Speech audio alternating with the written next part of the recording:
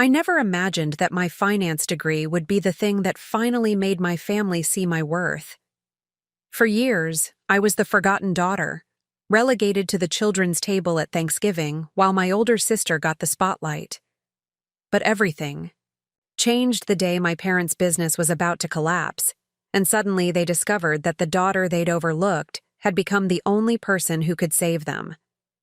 It's funny how quickly childish transforms into financially savvy when someone needs your signature on a $500,000 loan. Before we jump back in, tell us where you're tuning in from, and if this story touches you, make sure you're subscribed, because tomorrow I've saved something extra special for you. I still remember the moment I realized I wasn't a priority in my family. I was 11 years old, helping my mother prepare Thanksgiving dinner. My fingers were cramping from peeling potatoes, but I didn't complain. I wanted to prove I could be useful. My older sister Claire waltzed in, tossed her coat on a chair, and announced she'd made the volleyball team. Within seconds, the kitchen erupted in celebration. Mom abandoned the turkey to hug her. Dad emerged from watching football to high-five her. Grandma praised her athletic genes. I stood there, potato peeler in hand, completely forgotten in the commotion. "Mom," I said finally, "I got an A+ on my math test yesterday. The teacher said I have a gift for numbers." My mother glanced over, her smile dimming slightly. "That's nice, Olivia. Could you finish those potatoes? We're running behind." That was the dynamic in the Bennett household. Claire made achievements. I made dinner. We lived in a comfortable suburban home in Mapleton, Illinois. Not extravagant, but certainly respectable. My father ran a moderately successful construction company, and my mother managed the books. They were practical people who valued tangible success, athletics, popularity, and visible achievements. My sister Claire embodied everything they admired. Claire was 2 years older, with our mother's striking features and our father's natural confidence. She collected trophies like some people collect stamps: volleyball, track, debate team. Her social calendar was so full that my parents practically needed a secretary to keep track of her activities. She was beautiful, outgoing, and impossible to ignore. I was her opposite in almost every way: quieter, more analytical, with an affinity for mathematics that manifested early. Where Claire filled rooms with her presence, I observed from corners. Where she excelled at sports, I found patterns in numbers. These differences wouldn't have mattered in a family that celebrated diversity of talents, but in ours, there was a clear hierarchy of value. The annual Thanksgiving dinner became the perfect showcase of this family structure. As relatives gathered from across the state, Claire would be positioned at the center of the main table, regaling aunts and uncles with stories of tournaments and school elections.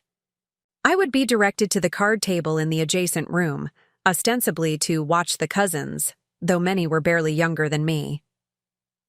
"Olivia, you'll sit with the kids this year," my mother would say, as if it were a new decision and not the same arrangement as every previous year.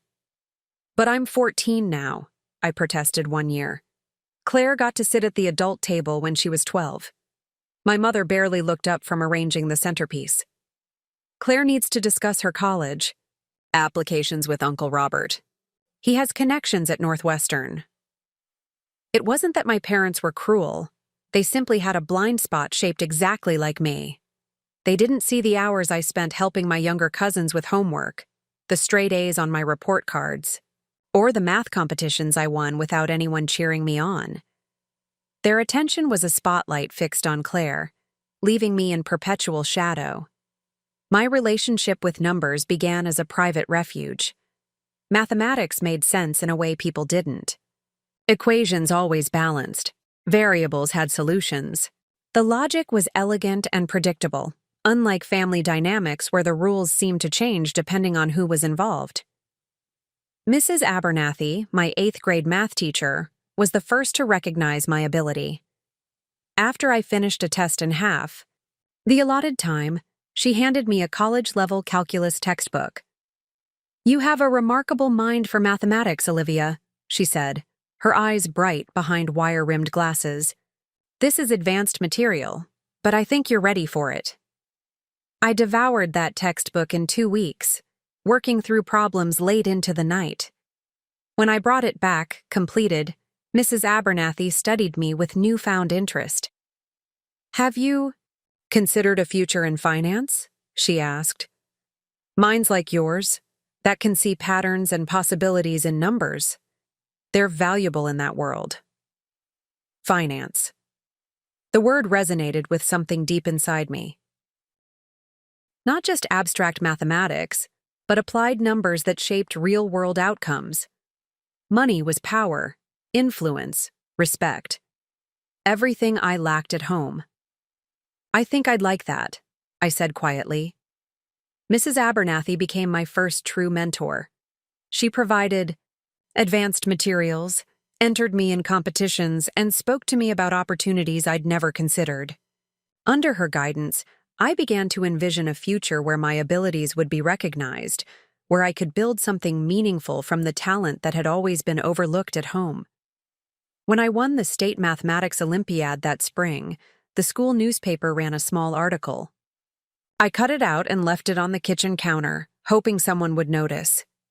It sat untouched for 3 days before disappearing into the recycling bin. The same week, my parents took the entire family out to celebrate Claire being named prom queen. That summer, I made a decision.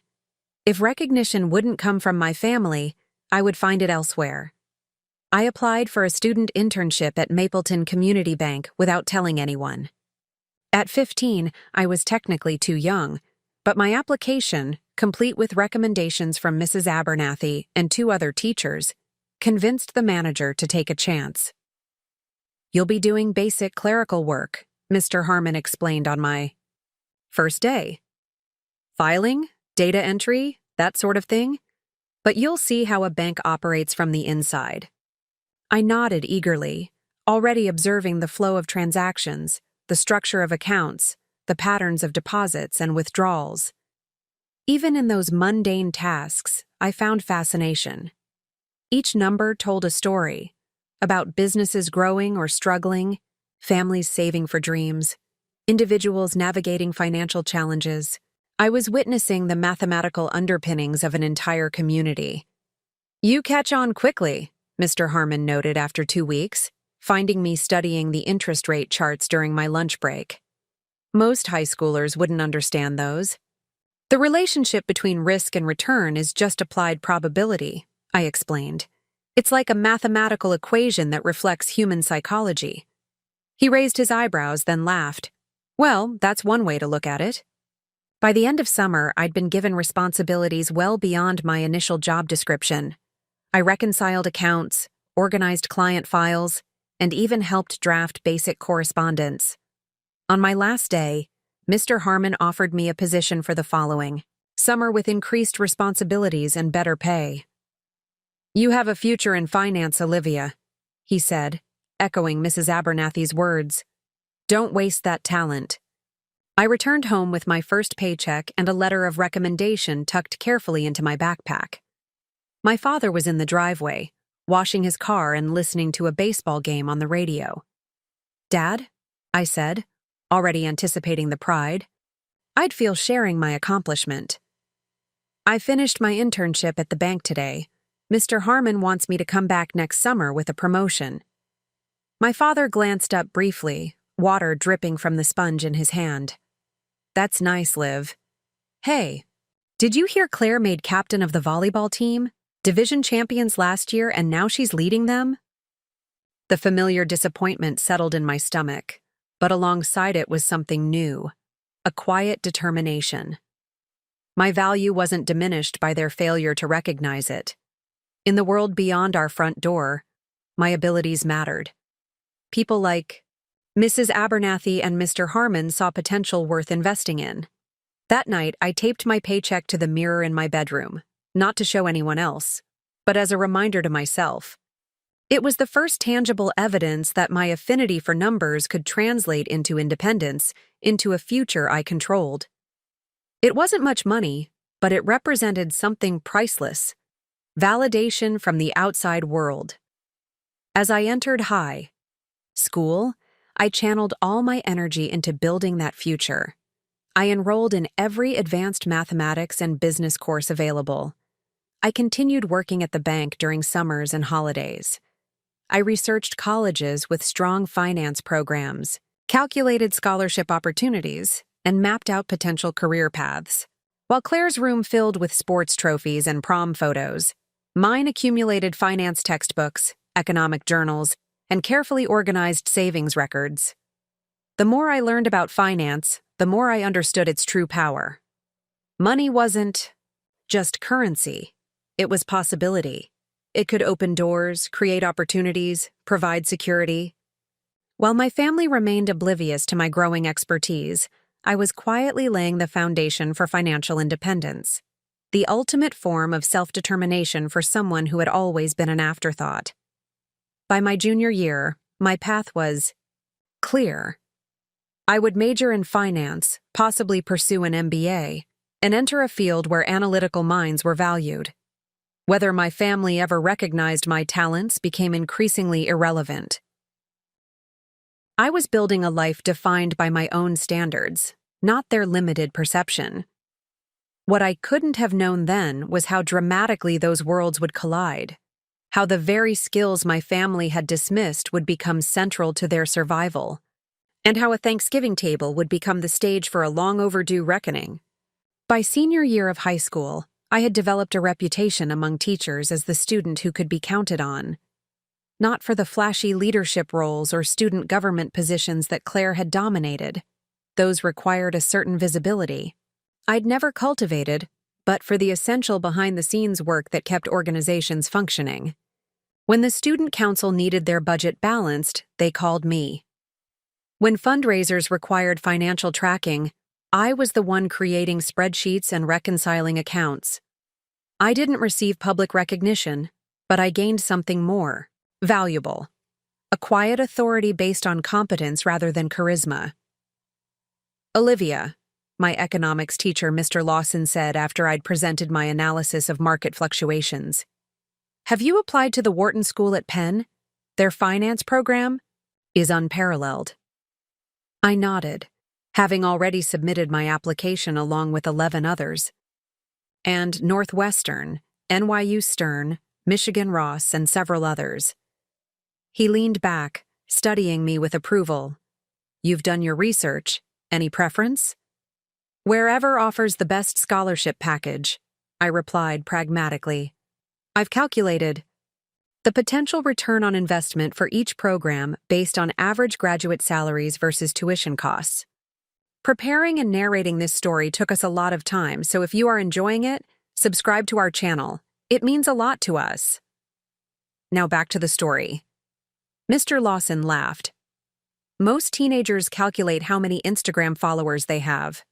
You're calculating ROI on your education. You're going places, Olivia Bennett." That validation sustained me through another holiday season of invisibility at home. The college application process had created yet another spotlight opportunity for Claire, who was now a sophomore at Northwestern.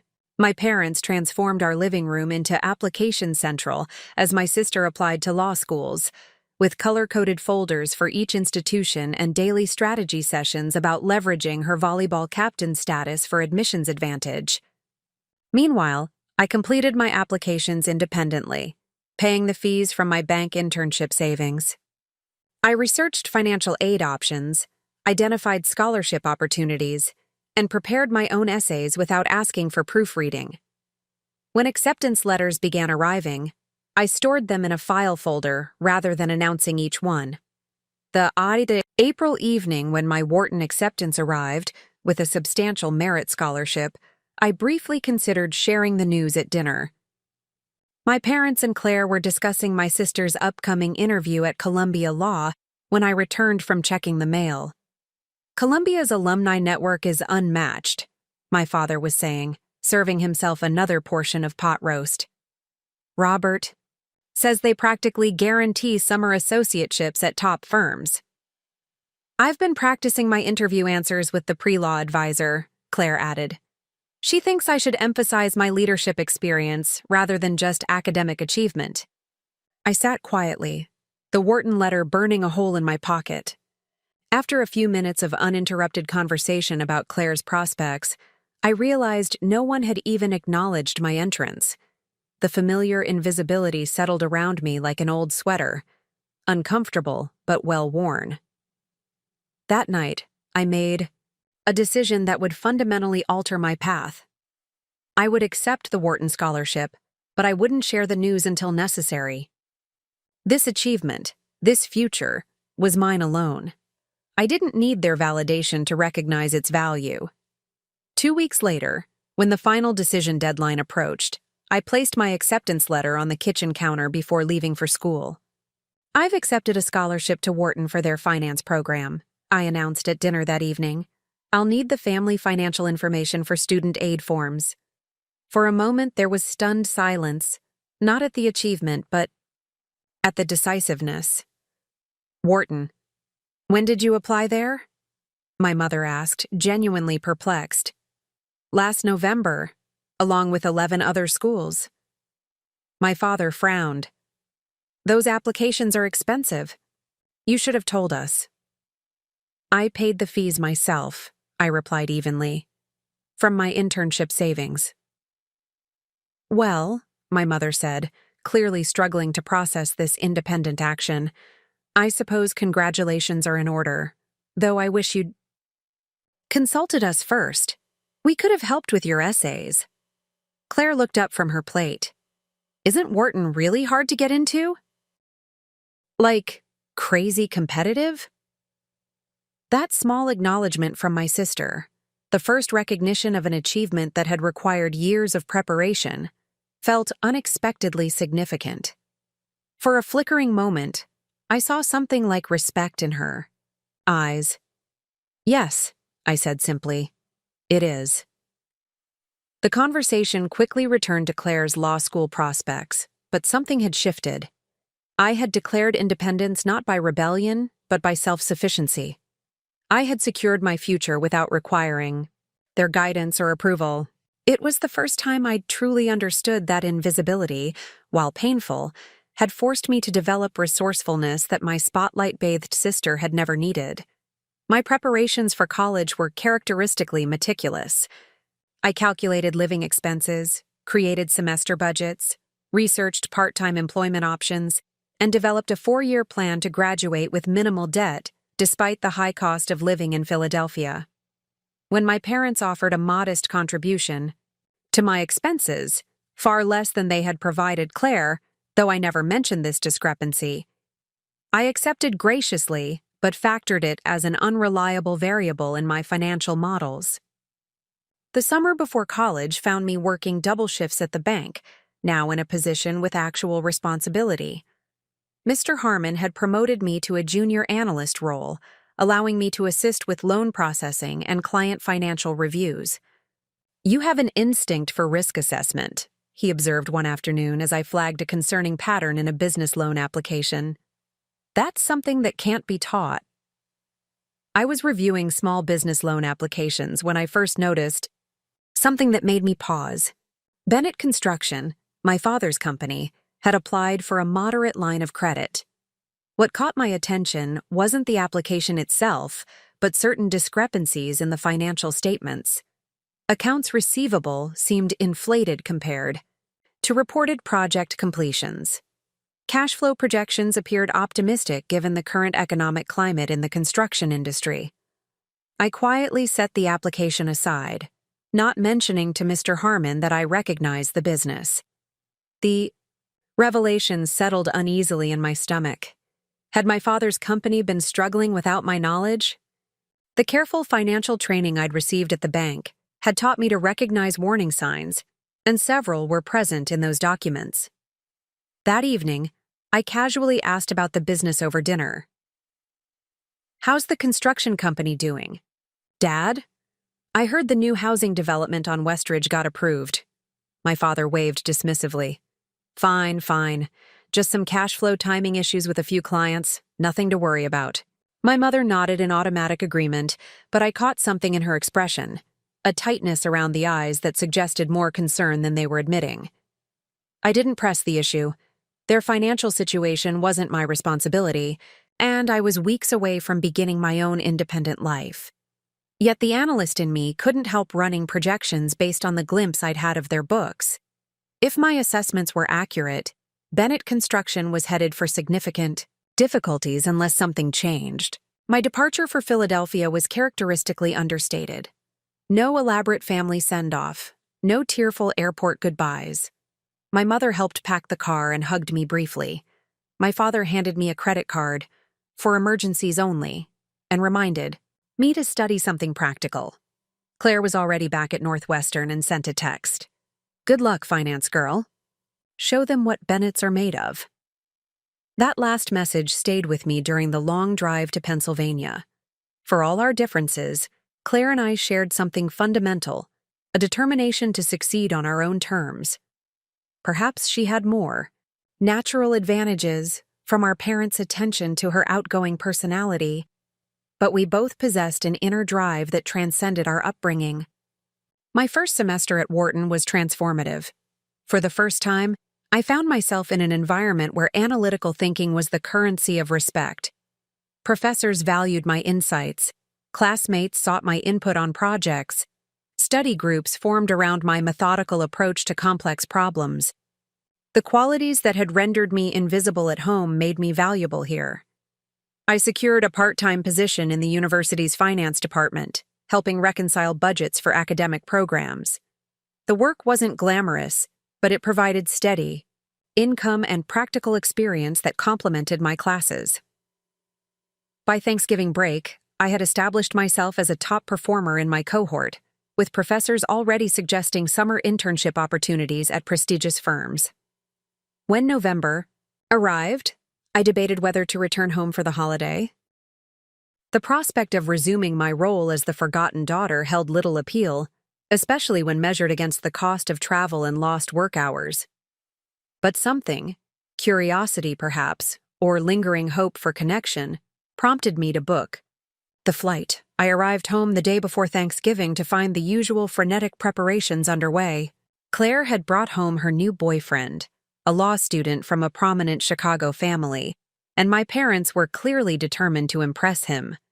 The guest room had been redecorated, special wines purchased, and my mother was preparing dishes, far more elaborate than our usual fare. "Olivia!" my mother exclaimed when I entered the kitchen, sounding genuinely surprised despite having my flight information. "You're here.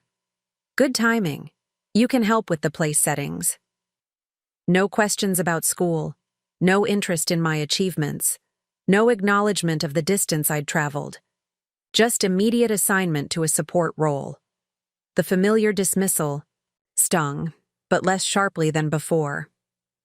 Philadelphia had shown me a different reality, one where my abilities were recognized and valued.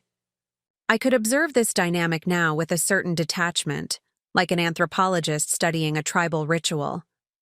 As I arranged silverware on the dining table, I noticed my father in his office, face tense as he spoke on the phone. Through the partially open door, I caught fragments. Extension on the payments, and just need another month, and collateral options. The financial analyst in me recognized the language of business distress.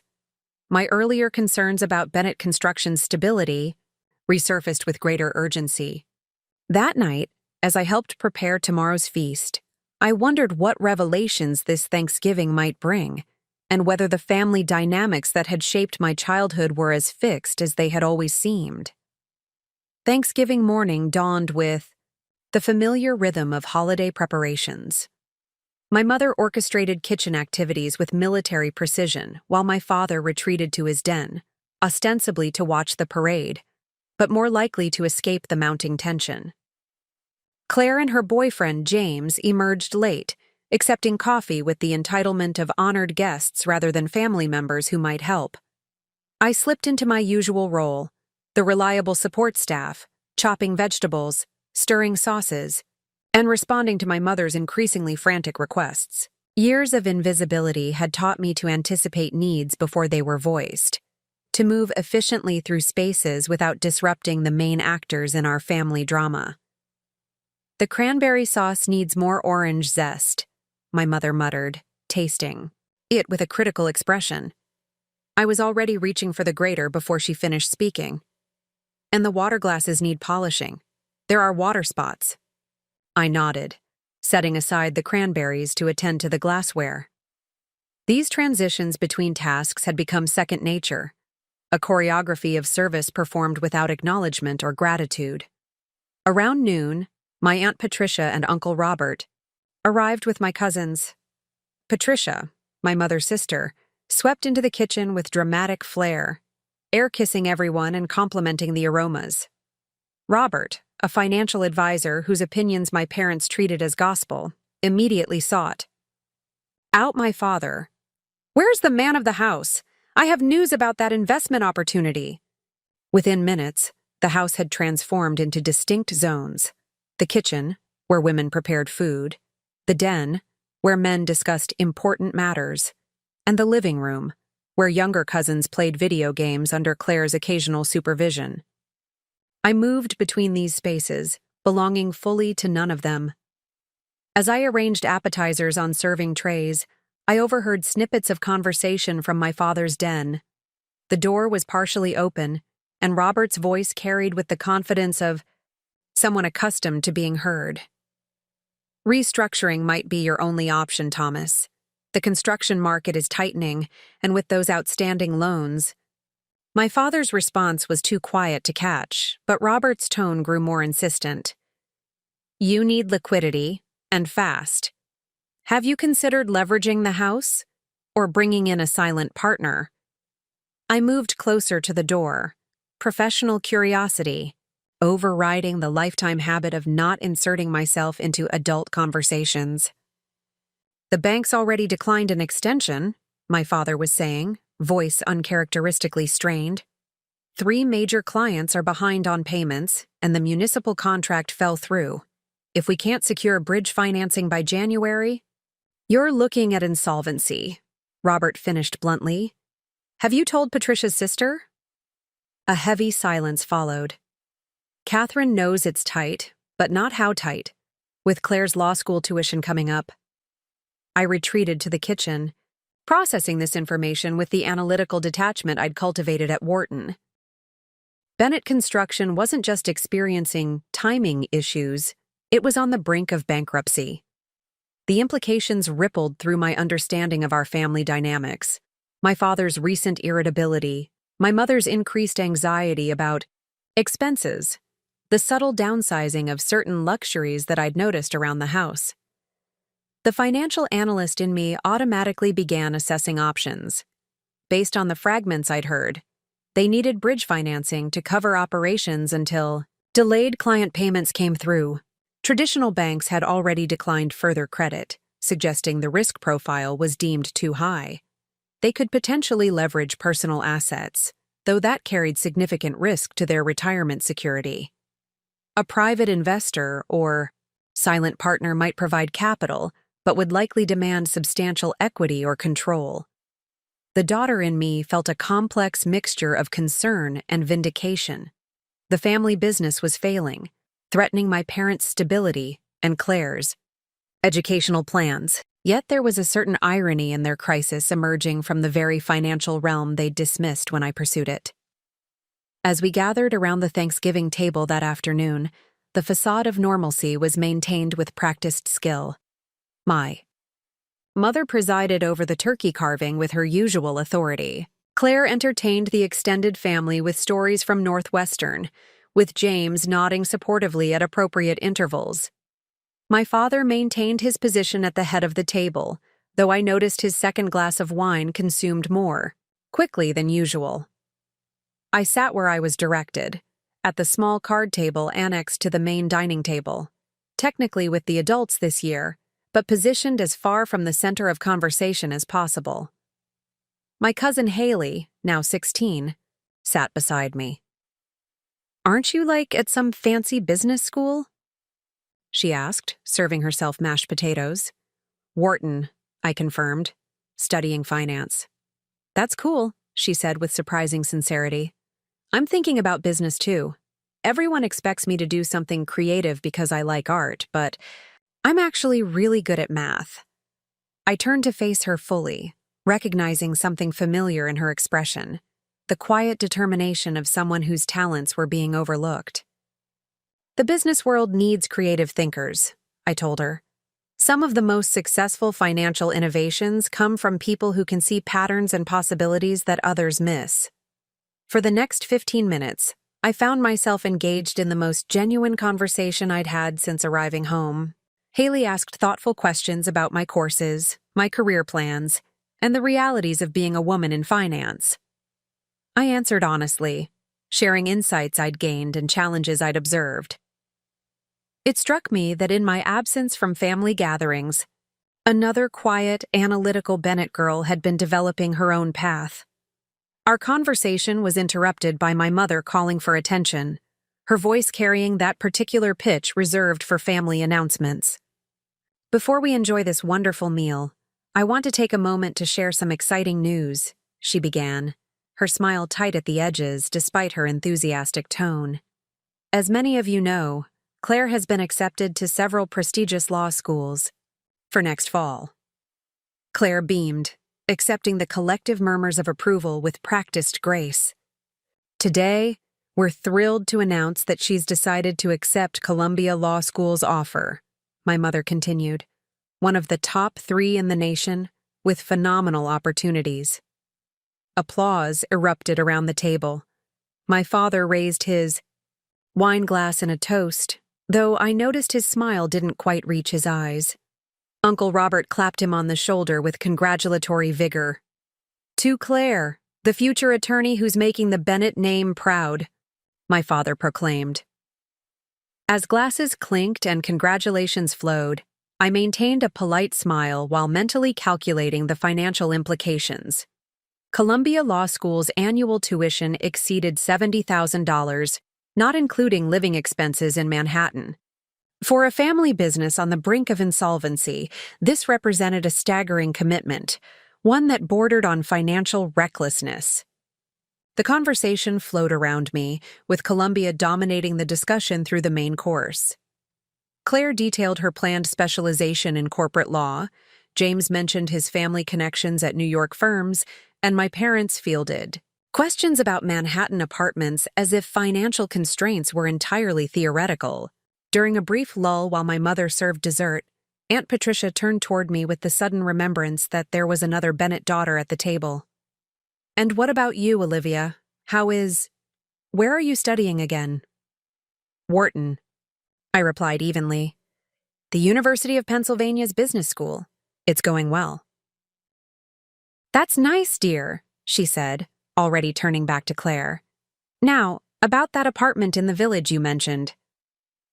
As the dessert plates were cleared and the group dispersed to various post-meal activities, I found myself alone in the dining room, gathering discarded napkins and stacking salad plates.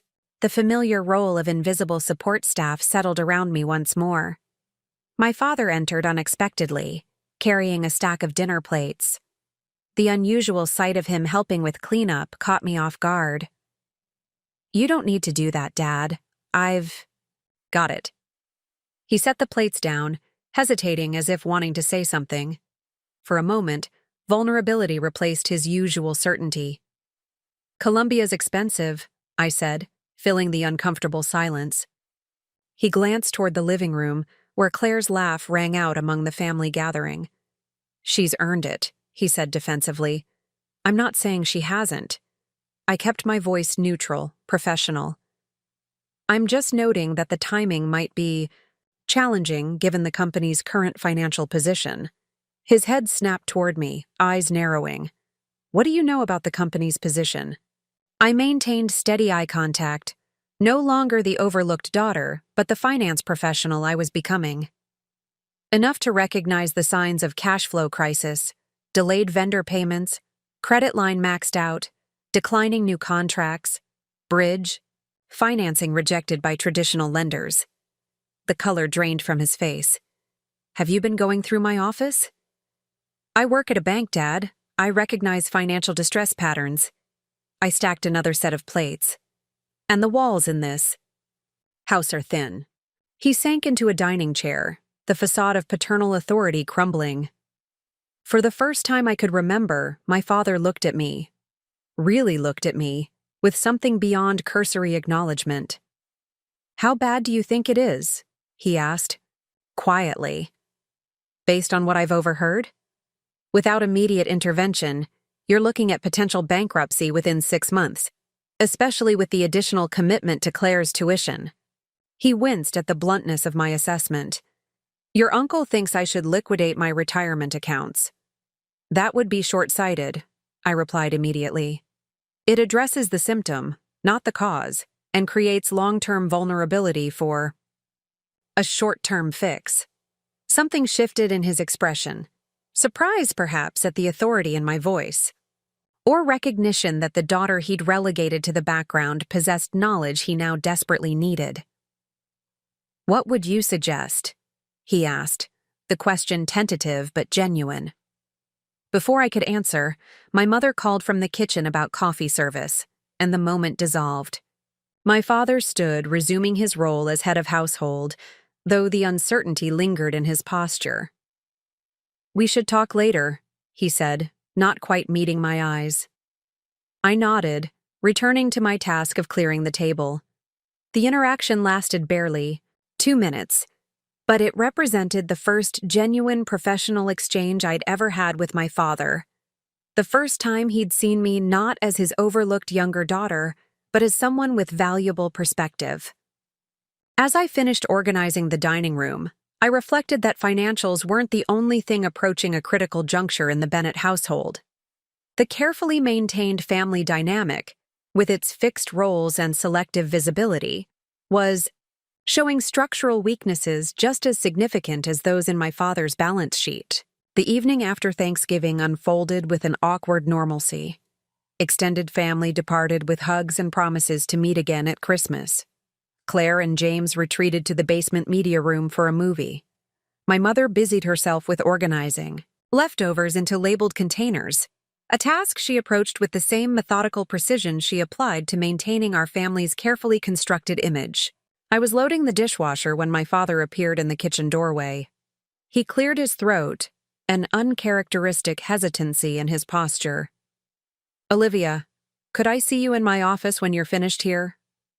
My mother looked up from her Tupperware operation, surprise evident in her raised eyebrows. "Thomas, can it wait until morning? It's been a long day." "It's important, Catherine," he replied, his tone brooking no argument. Then, unexpectedly, he added, "Financial matters." Something in those 2 words shifted the atmosphere. My mother's hands stilled momentarily before resuming their work with slightly less confidence. She didn't object further. 20 minutes later, I knocked on my father's office door.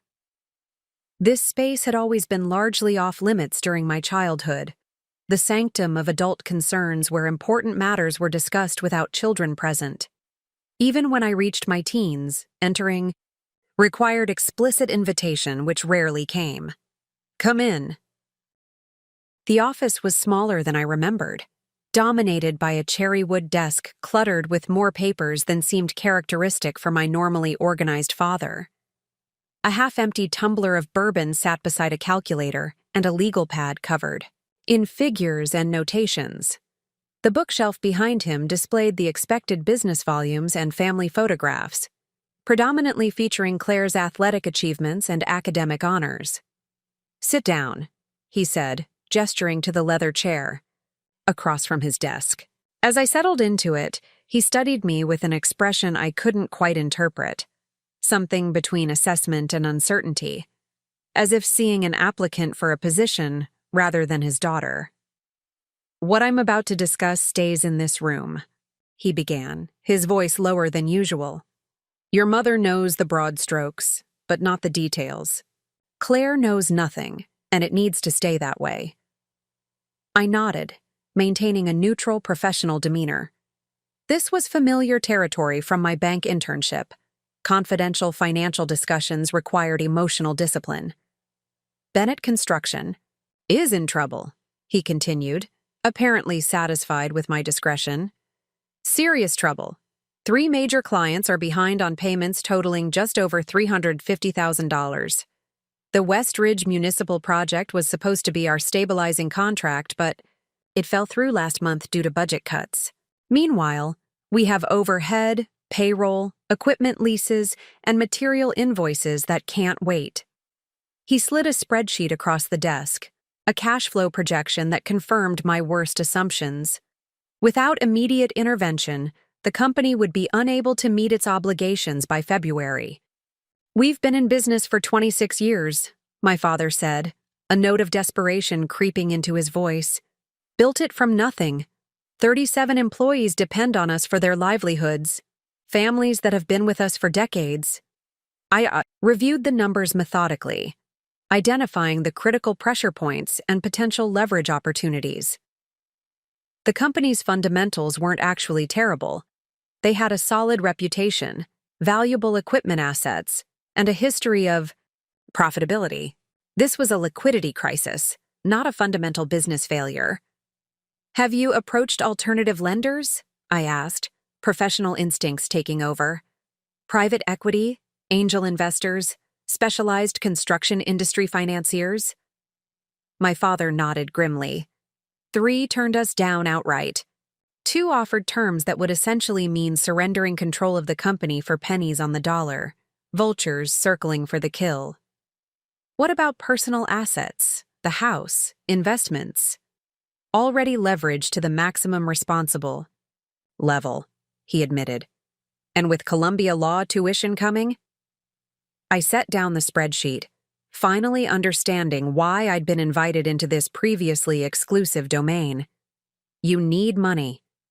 "We need a miracle," he corrected, taking a substantial sip of bourbon, or at the very least, a bridge loan at reasonable terms to get us through until these client payments materialize.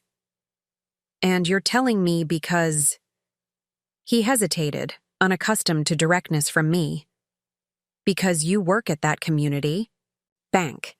Because you understand financial matters. Because—" He struggled visibly with the next words. "Because you might have insights I've overlooked." The admission clearly cost him something. In all my years growing up in this house, I couldn't recall a single instance where my father had acknowledged needing my help or valuing my perspective. Even now, he couldn't quite bring himself to ask directly. I leaned forward, hands clasped, on the edge of his desk. "Let me understand correctly. You want me to help you find financing options to save the family business?" "Yes." The single word seemed to deflate him slightly. "Why not ask Uncle Robert? He's your trusted financial advisor, the family guru on all matters of money and investment." My father winced. "Robert's advised liquidating my retirement accounts and taking a second mortgage on the house at 12% interest. Financial suicide in the long term, with no guarantee. It would even provide enough liquidity in the short term." I nodded, not entirely surprised. Uncle Robert had always struck me as someone who offered confident opinions without necessarily possessing depth of understanding. "I need a fresh perspective," my father continued. "Someone who understands finance but isn't bound by conventional thinking. Someone who can see possibilities others might miss." The irony wasn't lost on me. For years, my analytical abilities had been dismissed as inadequate compared to Claire's charismatic leadership. Now, those same abilities were being reframed as valuable assets, but only because they served an immediate family need. "I'll need to see everything," I said after a thoughtful pause. "Not just this summary. Complete financial records for the past 3 years. Client contracts, loan agreements, equipment leases, personal guarantees, everything." My father nodded, relief evident in his expression. "I can get that together by tomorrow morning. And I'll need complete honesty. No sugarcoating, no omissions, no protected information because I'm just your daughter. If I'm going to help, I need to be treated as a financial professional, not a family member." This requirement seemed to catch him off guard. For a moment, I glimpsed the internal struggle. The father accustomed to authority battling with the business owner desperate for assistance. "Agreed," he said finally. "Professional candor." "One more condition," I added, surprising myself with my boldness. "Whatever solution we develop, I want my name on it. Not as your daughter, but as the financial strategist who designed it. Proper credit for my work." His eyebrows rose slightly, but he nodded. "That's reasonable." As I stood to leave, he called my name, his voice holding an unfamiliar note. Uncertainty, perhaps, or the beginning of genuine respect. "Olivia, thank you for considering this." I paused at the door. "I haven't agreed to anything yet except reviewing the information, but you're welcome." The next morning, I woke early and claimed the dining room table as my workspace. My father had left a thumb drive and a folder of documents on the kitchen counter before departing for an emergency meeting with his project managers. My mother observed my setup with curious glances, but asked no questions as she prepared breakfast. Claire descended around 10, dressed in designer loungewear and looking predictably perfect despite the early hour. She paused by the dining room archway, coffee mug in hand. "What's all this?" she asked, gesturing toward the spreadsheets and documents arranged across the table. "Financial analysis," I replied without elaboration. "For school? During Thanksgiving break? That's dedication." She smiled with what appeared to be genuine admiration. "I'm heading to the mall with Mom to look at winter coats. Want to come?" "Can't. Deadline." She shrugged, accepting my response without further interest. "Your loss. We're hitting that new bistro for lunch, too." After they departed, I immersed myself fully in Bennett Construction's financial reality. The picture that emerged was both better and worse than I had initially assessed. Better, because the company had maintained profitability until quite recently, and still possessed valuable assets and expertise. Worse, because my father had made several high-risk decisions in the past 18 months that had critically overextended their resources. The construction of speculative office space in the Westridge development had tied up capital without generating immediate returns.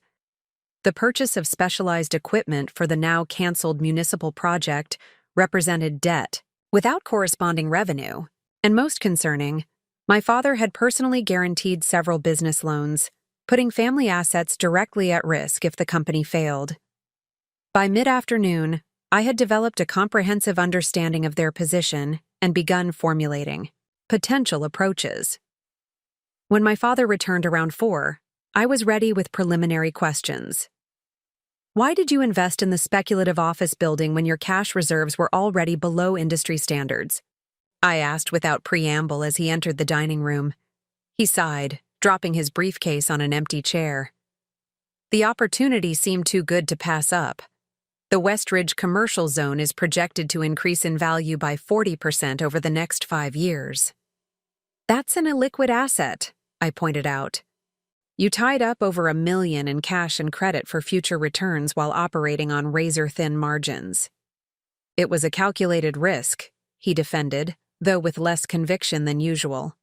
"And the Jefferson Street equipment purchase? Required? For the municipal contract specifications. We couldn't bid without it."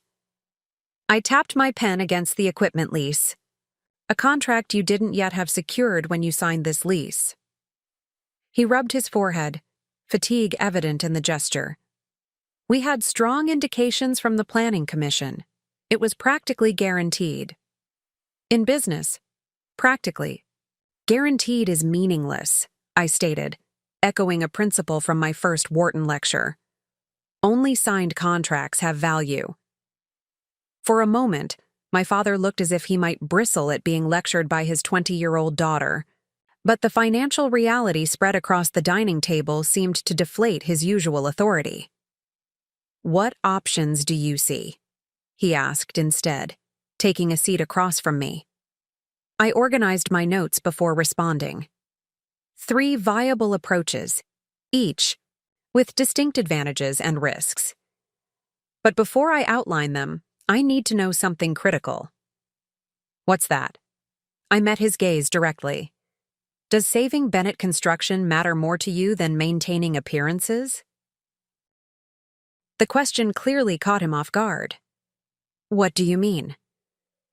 I mean that all viable solutions will require significant changes to the company structure, to your role, to family financial commitments. If preserving the image of uninterrupted success matters more than actual survival, then none of these options will work.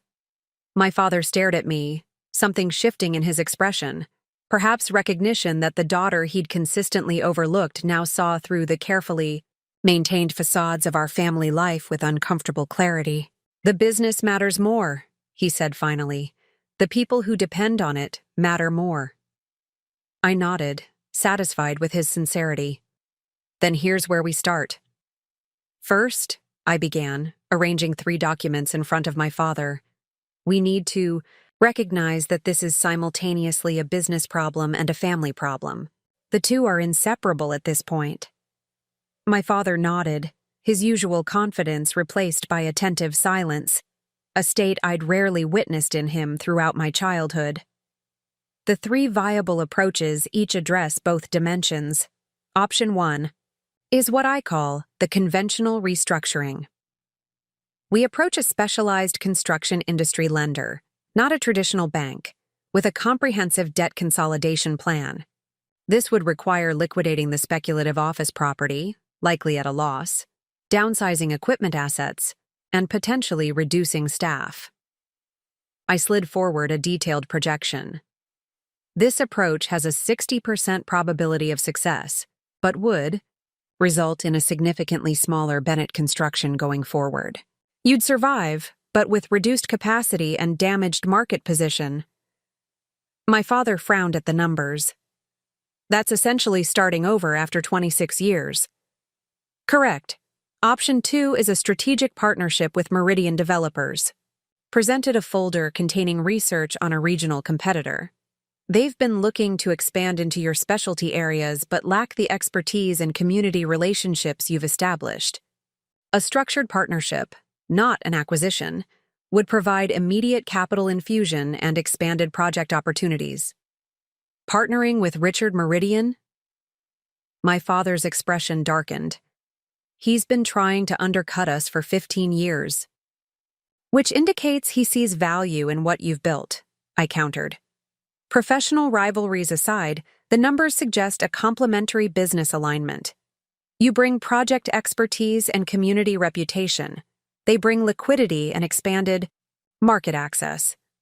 I could see him struggling with this prospect, the entrepreneur who had built something from nothing now faced with sharing control. It struck me that this same independence had likely contributed to their current predicament. My father had always been reluctant to seek advice or accept limitations. And the third option? He asked, voice tight. I took a deep breath. The third option is what I call family realignment. It's the most unconventional approach, but potentially the most effective. It involves restructuring both business and personal finances as a unified system. I presented a more complex spreadsheet that integrated business operations with family financial commitments. This approach has the highest probability of success, approximately 85%, but requires the most significant personal adjustments. My father studied the document, his expression shifting from confusion to understanding to reluctance. You're suggesting we defer Claire's Columbia plans. I'm suggesting a comprehensive reprioritization, I clarified. Claire could attend law school locally for the first year, while working part-time at the restructured company in a legal capacity. This provides her valuable experience while reducing immediate financial pressure. The house would be refinanced, at current favorable rates rather than leveraged with a predatory second mortgage. Your retirement accounts remain intact, securing your long-term stability. His eyes narrowed as he reached the bottom of the spreadsheet. And this investment figure, where does that come from? That, I said, maintaining steady eye contact, is where I come in. For a moment, my father looked genuinely perplexed. You? My scholarship at Wharton includes a substantial merit stipend beyond tuition costs. I've been investing it systematically since freshman year. With my current portfolio liquidation plus my savings from internships, I can provide $63,000 toward the bridge financing. The silence that followed was profound. My father stared at me as if truly seeing me for the first time, not as his overlooked younger daughter, but as a financial strategist with both resources and expertise he hadn't known existed. "You've been investing your scholarship money?" he finally managed. "And working 30 hours a week at part-time jobs and completing paid financial analysis projects for professors," I added. "I've built a diversified portfolio that's currently performing at 3% above market average." He leaned back in his chair, the familiar certainty in his posture completely absent. I had no idea. "You never asked," I replied simply. "But that's not the point. The point is that with my investment combined with a restructured debt approach, we create a viable bridge to stability when those delayed client payments materialize." "Olivia," he began, then faltered. "I can't ask you to risk your money on the family business. You're not asking, I'm offering, but with specific conditions." I slid forward a document I had prepared that morning, a formal investment agreement. "I'm not offering a gift. I'm proposing an investment with defined terms, repayment schedule, and equity conversion provisions." My father picked up the agreement, scanning the professional language with growing surprise. "This is a formal term sheet. Yes, if we treat this as a family favor rather than a proper business transaction, it undermines both the company's rehabilitation and my professional contribution. I'm offering fair terms, more favorable than you'd get elsewhere, but structured to protect all parties involved." He continued reading, his expression cycling through multiple emotions. "You're requesting a voting position on the board of directors. For the duration of the investment period, yes. This isn't about control. It's about establishing proper governance. The company's current difficulties stem partly from decisions made without adequate financial oversight." A flash of the old defensiveness crossed his face. "I've been running this company since before you were born." "And it was successful for most of that time," I acknowledged. "But the business environment has changed, and the approaches that worked previously are no longer sufficient. This isn't a judgment, Dad. It's an observation based on the financial evidence." My deliberately professional tone seemed to reset the conversation. He nodded slowly, returning to the document. "And these provisions regarding Claire's education expenses are practical adjustments, not punishments," I completed. "Claire has multiple options: deferring Columbia for a year, accepting Northwestern's scholarship offer, or attending part-time while gaining valuable experience at the company. The family simply cannot support Columbia's full-time tuition while simultaneously rescuing the business." My father set the agreement down and rubbed his eyes. The gesture revealed fatigue and vulnerability I'd rarely witnessed in him. For a moment, I glimpsed the weight he had been carrying alone, the responsibility for employees' livelihoods, the family's financial security, his own identity as a successful provider. "I need to discuss this with your mother," he said finally. "Of course, but I would appreciate being present for that conversation since it directly involves my investment." He looked momentarily startled by this request, then nodded slowly. "That's reasonable. She'll have questions I can't answer about your financial contribution." "I'm available whenever you're ready," I said, beginning to organize the documents spread across the table. My father watched me methodically collate spreadsheets and analysis notes, his expression thoughtful. "You prepared all this in a single day." It wasn't quite a question, but I answered anyway. "Financial analysis is what I do. At Wharton, at my internships, in my personal investments. This is more complex than a typical case study, but the principles are familiar." "You really love this, don't you? The numbers, the strategies, the problem solving." The observation surprised me, Not the content, but that he had made it at all. My passion for finance had never seemed to register with him before. "Yes," I replied simply. "I always have." He nodded, a complicated mixture of emotions crossing his face. I think I knew that, somewhere deep down. But it was easier to see Claire's talents. They were so visible, so public. Yours were. "Quieter," I supplied. "Less obvious unless you were looking for them." "And I wasn't looking," he admitted, the words clearly difficult for him. "I'm sorry for that, Olivia." The unexpected apology caught me off guard. Throughout my childhood, my father had been many things: confident, demanding, proud of Claire's achievements, but rarely apologetic, especially to me. "Thank you," I said after a moment, unsure how to navigate this unfamiliar territory of paternal recognition. "Would you really invest your own money in Bennett Construction?" he asked, his tone shifting back toward business. "Objectively speaking, as a financial analyst, is it a sound investment?" I appreciated this question more than the apology. He was asking for my professional judgment, not my daughterly loyalty. With the restructuring outlined in option 3, yes, I stated with confidence. The company has strong fundamentals, valuable expertise, and a solid community reputation. The current crisis stems from overextension and liquidity timing, not fundamental business failure. With proper governance and financial discipline, Bennett Construction represents a viable investment with reasonable risk-adjusted returns. He nodded, seeming reassured by this clinical assessment. "And the family dynamics? You've calculated those as well?" The question was perceptive in a way I hadn't expected from him. I considered my response carefully.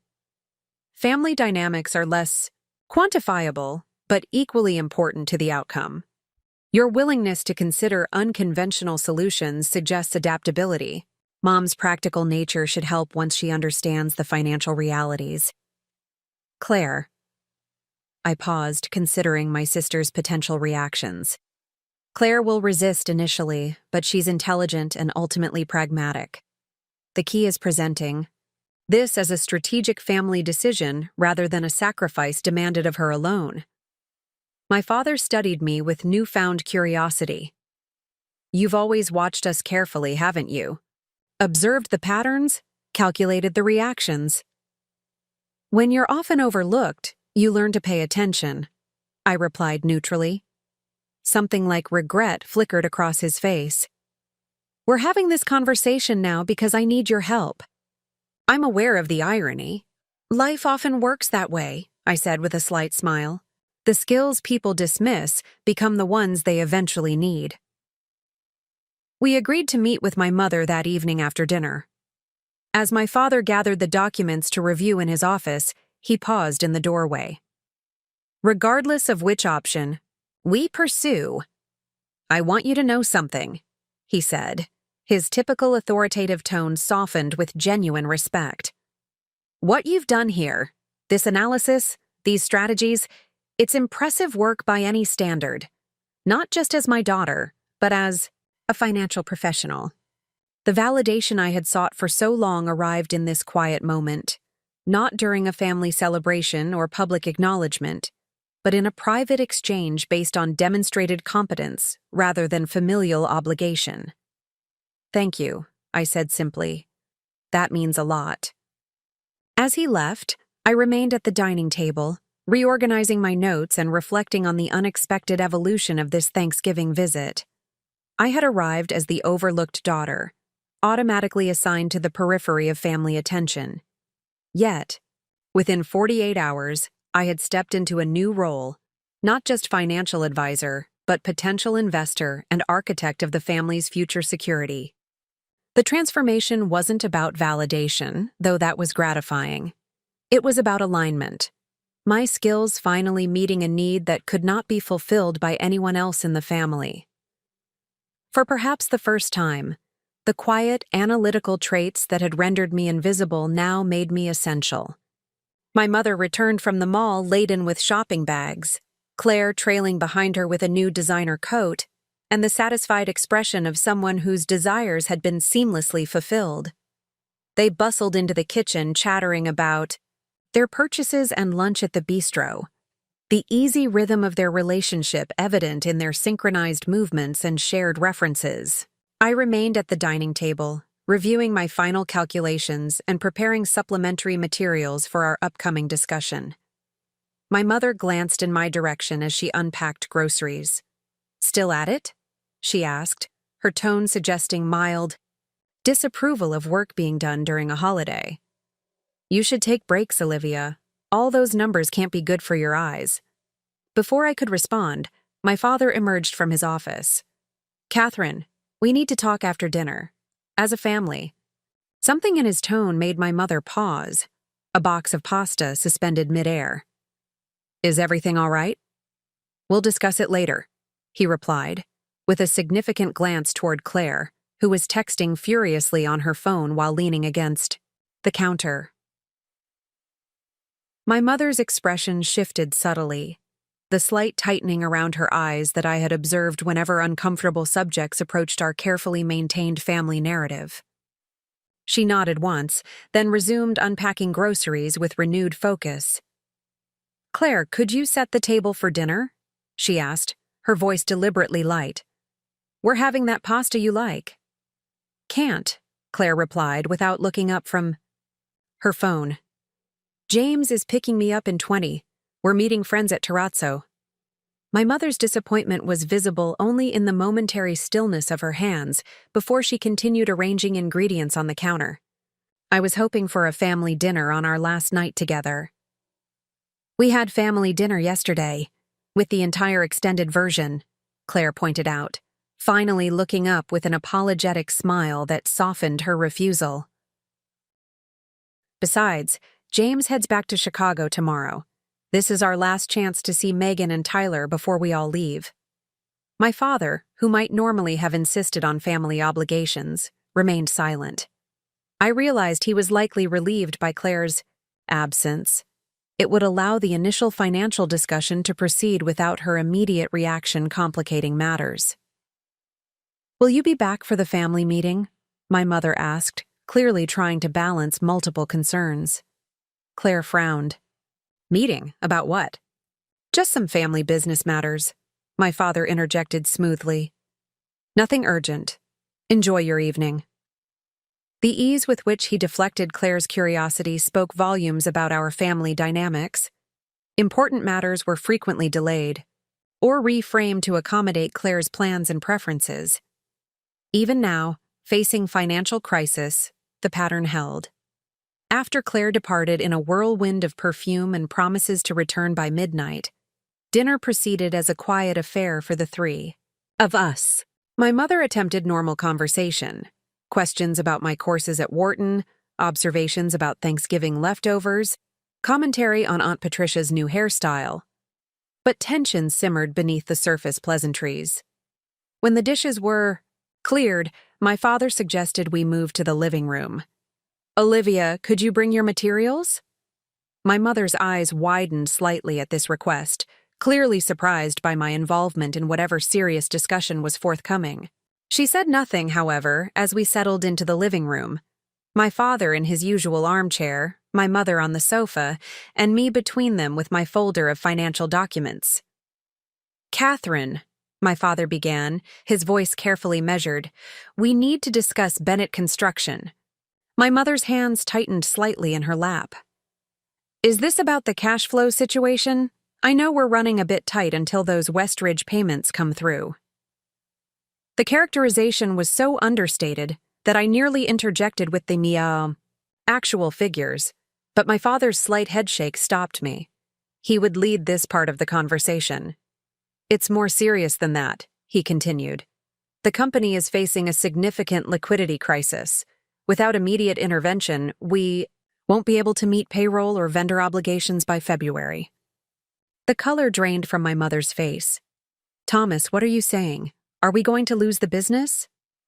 "Not if we take decisive action now," he replied, then gestured toward me. "Olivia has been analyzing our financial position and developing Potential solutions. My mother turned to me, confusion evident in her expression. Olivia? But she's still in college. Studying finance at Wharton, my father reminded her, and she's shown remarkable insight into our situation. The backhanded compliment, remarkable, only because it came from me, the overlooked daughter, might have stung previously.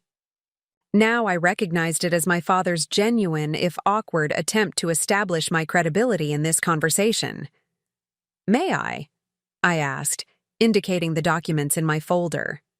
At my father's nod, I began presenting the financial reality in clear, straightforward terms, avoiding technical jargon but not softening the gravity of the situation. I outlined the delayed client payments, the overextended credit facilities, the speculative property investment, and the personal financial entanglements that had created vulnerability throughout the family system. My mother listened with increasing distress, occasionally glancing at my father for confirmation of particularly troubling details. When I finished the situation overview, she pressed her hands against her temples. How did it get this bad without me knowing? She asked, her voice barely above a whisper. I do the household books. I should have seen. The business finances and personal finances have been deliberately separated in our discussions, I noted, keeping my tone professional rather than accusatory. And certain business commitments were structured to appear as temporary cash flow timing rather than fundamental liquidity problems. My father winced, but didn't contradict this assessment. I didn't want to worry you, he admitted to my mother. I kept thinking the next contract would solve everything. My mother's expression shifted from shock to something harder, disappointment, perhaps, or the beginning of anger. We're partners, Thomas, for 30 years. You should have told me. You're right, he acknowledged, another surprising concession from a man I'd rarely heard admit error.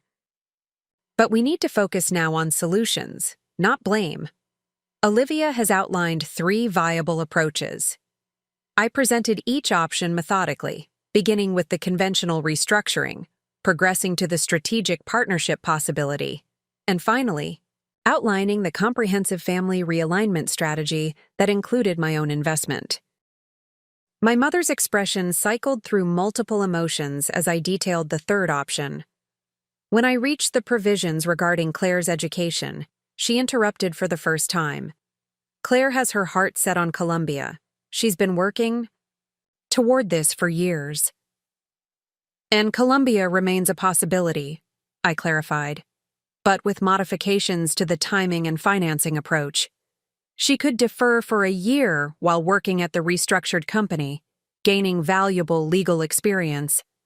She could attend part-time while working, or she could accept Northwestern's scholarship offer, which would reduce the financial burden by approximately 70%. My mother shook her head. She'll never agree to that. Columbia is her dream, and she's earned it with her hard work. Claire has many admirable qualities, I acknowledged, but the financial reality doesn't support full-time Columbia tuition at this juncture. Not if saving the business and preserving the family's financial stability are priorities. Of course they're priorities, my mother insisted. But asking Claire to compromise her future. We're all compromising, I pointed out, maintaining professional detachment despite the familiar sting of being considered less important than my sister. Dad would be accepting shared governance of the company he built. You would be refinancing the house you've spent years making perfect.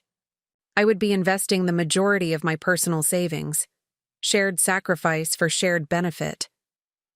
My mother stared at me, something shifting in her expression. You would invest your own money in the company? Yes, I confirmed. Approximately $63,000, representing most of my current liquid assets. How do you have that much? She asked, genuine bewilderment in her voice. You're 20 years old. The question revealed how little attention had been paid to my financial activities, a stark contrast to the detailed knowledge my parents maintained about Claire's academic and social achievements. I've been working multiple jobs since high school, I explained evenly. The Wharton Scholarship includes a substantial stipend beyond tuition, which I've been systematically investing. I've also taken paid research positions with professors and completed independent financial analysis projects. My mother's expression shifted from confusion to something more complex, surprise tinged with what might have been guilt. I had no idea, she admitted softly. There's a lot about Olivia that we've missed, my father interjected, the statement so unexpected that both my mother and I turned to him in surprise. She's built financial expertise and resources that could help save Bennett Construction. While we were focused elsewhere, she was creating value we never recognized. The acknowledgement, coming from my father in my mother's presence, carried weight I hadn't anticipated. It wasn't just validation of my current usefulness, but recognition of years of overlooked achievement. My mother reached for the investment agreement I had prepared, scanning it with growing comprehension. This is a formal business document, with terms and conditions. Yes, I confirmed. If I'm going to invest in the family business, it needs to be structured properly, protecting all parties involved and establishing clear governance parameters. She looked up, studying me as if seeing a different person than the daughter she had known, or thought she knew, for 20 years. You've really thought this through, she said finally. All of it. The business issues, the family implications, the strategic approach. That's what financial analysis is, I replied simply. Identifying problems and developing viable solutions based on available resources and constraints. My mother set down the document and turned to my father. What do you think? Can this work? I believe it can, he replied with surprising conviction. Option 3 offers the highest probability of success with the most balanced distribution of adjustments. He glanced at me. Olivia's analysis is sound, more than sound. It's the most comprehensive financial strategy I've seen for our situation.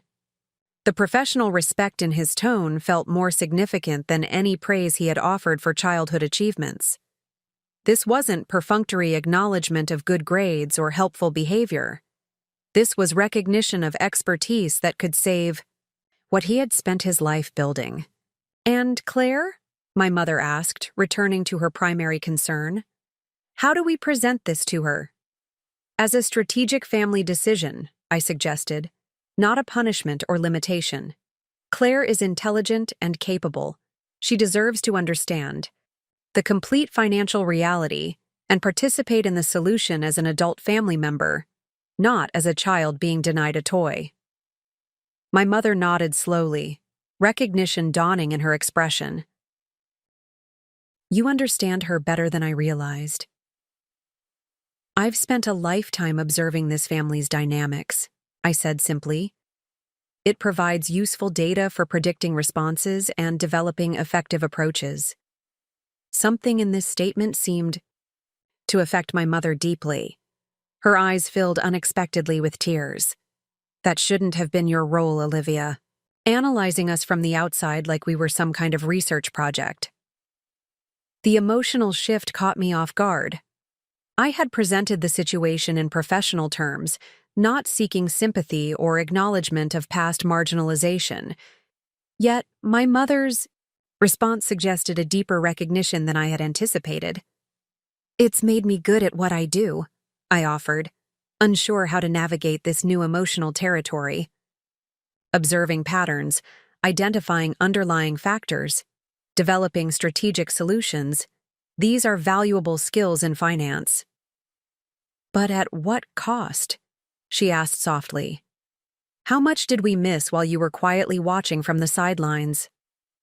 The question hung in the air between us, too complex for immediate answer. My father cleared his throat, perhaps equally uncomfortable with this emotional turn. The immediate question, he redirected gently, is whether we proceed with option 3, including Olivia's investment and the necessary adjustments to our family financial commitments. My mother wiped her eyes and straightened her posture, the practical problem solver reasserting control over momentary emotion. Yes, she said firmly. Option 3 seems clearly superior. But we need to have this conversation with Claire present before finalizing anything. Agreed, my father replied, then turned to me. Would you be willing to lead that discussion? You understand both the financial realities and the psychological factors better than either of us. The request represented another significant shift from overlooked daughter to family financial strategist, and now to designated communicator for difficult realities. The evolution was happening so rapidly that I barely had time to process its implications. I can present the situation and options, I agreed. But you'll need to be active participants. This needs to be a unified family decision, not a directive from the newly discovered financial expert. They both nodded, acceptance of my terms evident in their expressions. As we concluded this initial discussion, I realized that something fundamental had shifted in our family system. The carefully maintained hierarchy, with Claire at the center of attention and decision-making, had been disrupted by financial necessity. New patterns were emerging, shaped by previously unrecognized capabilities and unexpected vulnerabilities. Whether these changes would endure beyond the immediate crisis remained uncertain. But one thing was clear. I had stepped out of the shadows at the kids' table and into a position of recognized influence within the family structure. The transformation wasn't complete, and Claire's reaction remained an important variable in the equation. But for the first time, my voice was being heard not as an afterthought, but as essential guidance. The financial expertise I had cultivated in the margins of family attention had become central to our collective survival. Claire returned home shortly after 11, bringing with her the lingering scent of an upscale restaurant and the confident energy that had always defined her presence in our family. She found the three of us still in the living room, financial documents spread across the coffee table, our expressions serious enough to halt her customary breezy entrance. "What's going on?" she asked, her gaze moving from our father's tense posture to our mother's reddened eyes before settling on me with evident confusion. "Is everything okay?" "We need to have an important family discussion," our father began, standing to guide her toward the empty armchair. "There are some financial matters that affect all of us." Claire's expression shifted from confusion to concern as she settled into the chair. "Dad, you're scaring me. Is someone sick? Are you and Mom having problems?" "Nothing like that," our mother reassured her quickly. "It's about the business, and some adjustments we all need to make." Claire relaxed visibly, relief replacing concern. "Oh, is that all? You had me worried it was something serious." The dismissal of business concerns as not serious reflected our family's long-standing pattern. Financial matters were background issues handled by our parents, not central. Concerns worthy of Claire's attention. In our household, academic achievements, social connections, and career milestones had always been deemed more important than the financial mechanisms that supported them. Our father glanced at me, a silent signal to proceed as agreed. I gathered the key documents into a simplified presentation packet I had prepared while waiting for Claire's return. "Bennett Construction is facing a significant financial crisis," I began, my tone deliberately measured. "Without immediate intervention, the company will become insolvent within 3 months." Claire's eyebrows rose in surprise. "What does that mean exactly? Like bankruptcy?" "Potentially, yes," I confirmed. "The company has overextended its credit facilities, invested in speculative projects without sufficient liquid reserves, and is experiencing delayed payments from several major clients. Additionally, personal and business finances have become dangerously intertwined." Our sister leaned forward, confusion evident in her expression. "I don't understand. Dad's company has been successful for decades. How could this happen so suddenly?" "It wasn't sudden," our father interjected, his voice heavy with accountability. "It's been building for over 18 months. I made several high-risk decisions that looked promising at the time, but have created a perfect storm of financial vulnerability. Why are we just hearing about this now? Claire asked, a note of accusation entering her voice. And why is Olivia explaining it? No offense, she added with a quick glance in my direction. But since when are you involved in Dad's business? The reflexive dismissal was so familiar that it barely registered as an insult. Throughout our lives, Claire had consistently questioned my involvement in matters she considered beyond my domain, which included nearly everything of significance in our family. Olivia has been analyzing our financial situation and developing potential solutions, our father explained. Her background in finance makes her uniquely qualified to help us navigate this crisis. Claire's gaze shifted back to me, reassessing. I thought finance was just your major. I didn't realize you were already some kind of expert. I've been working in financial analysis since my first bank internship at 15, I explained calmly. I've completed multiple professional projects both independently and through Wharton's practicum programs. The principles apply regardless of scale, from personal finance to corporate restructuring. Our sister processed this information with visible surprise.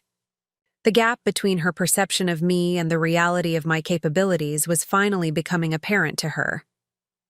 Okay, she said after a moment, adopting the pragmatic approach that had always served her well in challenging situations. So what needs to happen? Can the company be saved? I appreciated her direct question. The quicker we moved past explaining my expertise to addressing solutions, the better. Yes, the company can be saved, but it will require significant adjustments to both business operations and family financial commitments. I proceeded to outline the 3 options I had developed, explaining the advantages and disadvantages of each. When I reached the 3rd option, the family realignment strategy, I paused, understanding that this would be the most challenging for Claire to accept. The comprehensive solution with the highest probability of success involves restructuring both business and personal finances as an integrated system, I explained, keeping my tone professional rather than apologetic. This includes several key provisions that would affect your education plans. Claire's posture stiffened immediately, her instincts for self-preservation instantly activated. What about Columbia? Rather than answering directly, I slid forward the financial analysis I had prepared specifically for this aspect of the conversation. Full-time tuition at Columbia Law represents an annual commitment of approximately $75,000, including living expenses in Manhattan. Given the company's current position and the necessary restructuring, this expense creates an unsustainable financial burden. But I've been accepted, Claire protested, turning to our parents for support. We've been planning this for years. My whole future is built around Columbia Law. Our mother reached for Claire's hand. We know how important this is to you, sweetheart. We're looking for alternatives, not asking you to give up your dream entirely. Claire withdrew her hand, frustration evident in the gesture. What alternatives? Either I go to Columbia or I don't. There are several viable options, I interjected, returning to the factual analysis rather than engaging with the emotional response. You could defer admission for 1 year, working at the restructured company in a legal capacity to gain valuable experience while the business stabilizes. You could attend part-time while working, or you could accept Northwestern's scholarship offer, which would reduce the family's financial commitment by approximately 70%. Northwestern was my safety school, Claire objected, the disdain in her voice revealing how completely she had dismissed that option once Columbia's acceptance arrived. Northwestern is ranked among the top law schools nationally, I pointed out, with a substantial scholarship offer that recognizes your achievements. From a return on investment perspective, the Northwestern option actually represents superior value even without considering the current family financial constraints. Claire turned to our father, bypassing my analysis entirely. Dad, you promised me Columbia. You said we'd figure out the money part. Our father's expression reflected genuine regret, not just for the unfulfillable promise, but perhaps for the pattern of prioritization that had created this expectation in the first place. "I know I did," he acknowledged quietly. "And I meant it at the time. But circumstances have changed in ways I didn't anticipate. The business that would have funded your Columbia education is at risk of collapse. 37 families depend on Bennett Construction for their livelihoods. So my education gets sacrificed to save your company?" Claire's voice rose with indignation. "How is that fair?" "This isn't about fairness," I said, maintaining my professional demeanor despite the familiar family dynamic unfolding before me. "It's about financial reality and shared adjustment to preserve collective stability. Everyone in this family is making significant compromises under this plan." Claire turned to me, irritation evident in her expression. "That's easy for you to say. Your education isn't being affected." "Actually," I corrected gently, "I'm investing approximately $63,000 of my personal savings in the restructured company. Funds that would otherwise have supported my graduate education and initial career establishment. Additionally, I'm committing to ongoing financial oversight responsibilities that will impact my professional bandwidth during a critical career development phase." Claire stared at me, momentarily silenced by this information. "You have $63,000 in savings? How is that possible?" The question revealed yet again how little attention had been paid to my financial activities and achievements. A point I chose not to emphasize in this already tense conversation. Multiple jobs, systematic investing of my scholarship stipend, and additional paid projects, I summarized briefly. The point is that everyone in this family is contributing to the solution, not just you. Our mother leaned forward, her expression conciliatory. "Claire, we understand this is disappointing, but there are still excellent options available for your legal education. And this is about saving the family business, the same business that would have funded Columbia in the first place." Claire was silent for several moments, her expression cycling through multiple emotions: anger, disappointment, calculation, and finally a reluctant pragmatism that suggested she was beginning to assess the situation more objectively. "If I defer for a year," she said finally, addressing me directly rather than our parents, "what guarantee do I have that the company will recover enough for me to attend Columbia next fall?" It was a reasonable question that acknowledged both the reality of our situation and her own priorities. I appreciated that she had directed it to me, a small but significant recognition of my financial expertise. "The restructuring plan includes specific performance benchmarks and contingency provisions," I explained, opening the detailed timeline I had prepared. "If the company meets these targets by Q3 next year, sufficient resources would be available for your Columbia tuition beginning fall semester. If not, we would reassess based on the actual financial position at that time." Claire studied the document with surprising thoroughness. Her analytical capabilities, often directed toward academic and social advancement rather than financial matters, now fully engaged with our situation. "And what would my role be at the company during this deferral year?" she asked, already beginning to frame the potential compromise in terms of career advantage. "You mentioned legal capacity?" "The restructured Bennett Construction would require contract review, client negotiation support, and compliance oversight, all areas where your pre-law background and communication skills would be valuable," I explained. "You would work directly with the management team, gaining practical legal experience that would actually strengthen your law school performance and subsequent career opportunities." Our sister nodded slowly, considering this framing. "I could market it as a strategic gap year in business law practice. That might actually look good on my resume." This characteristically Claire response, finding the personal advantage in a necessary compromise, indicated she was moving toward acceptance. While not ideal from a purely ethical perspective, her self-interested reasoning would likely lead to the collective outcome we needed.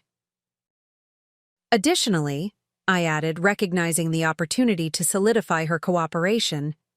This arrangement would position you for potential summer associate roles at firms that work with construction companies and development projects, a specialized area of practice with significant growth potential.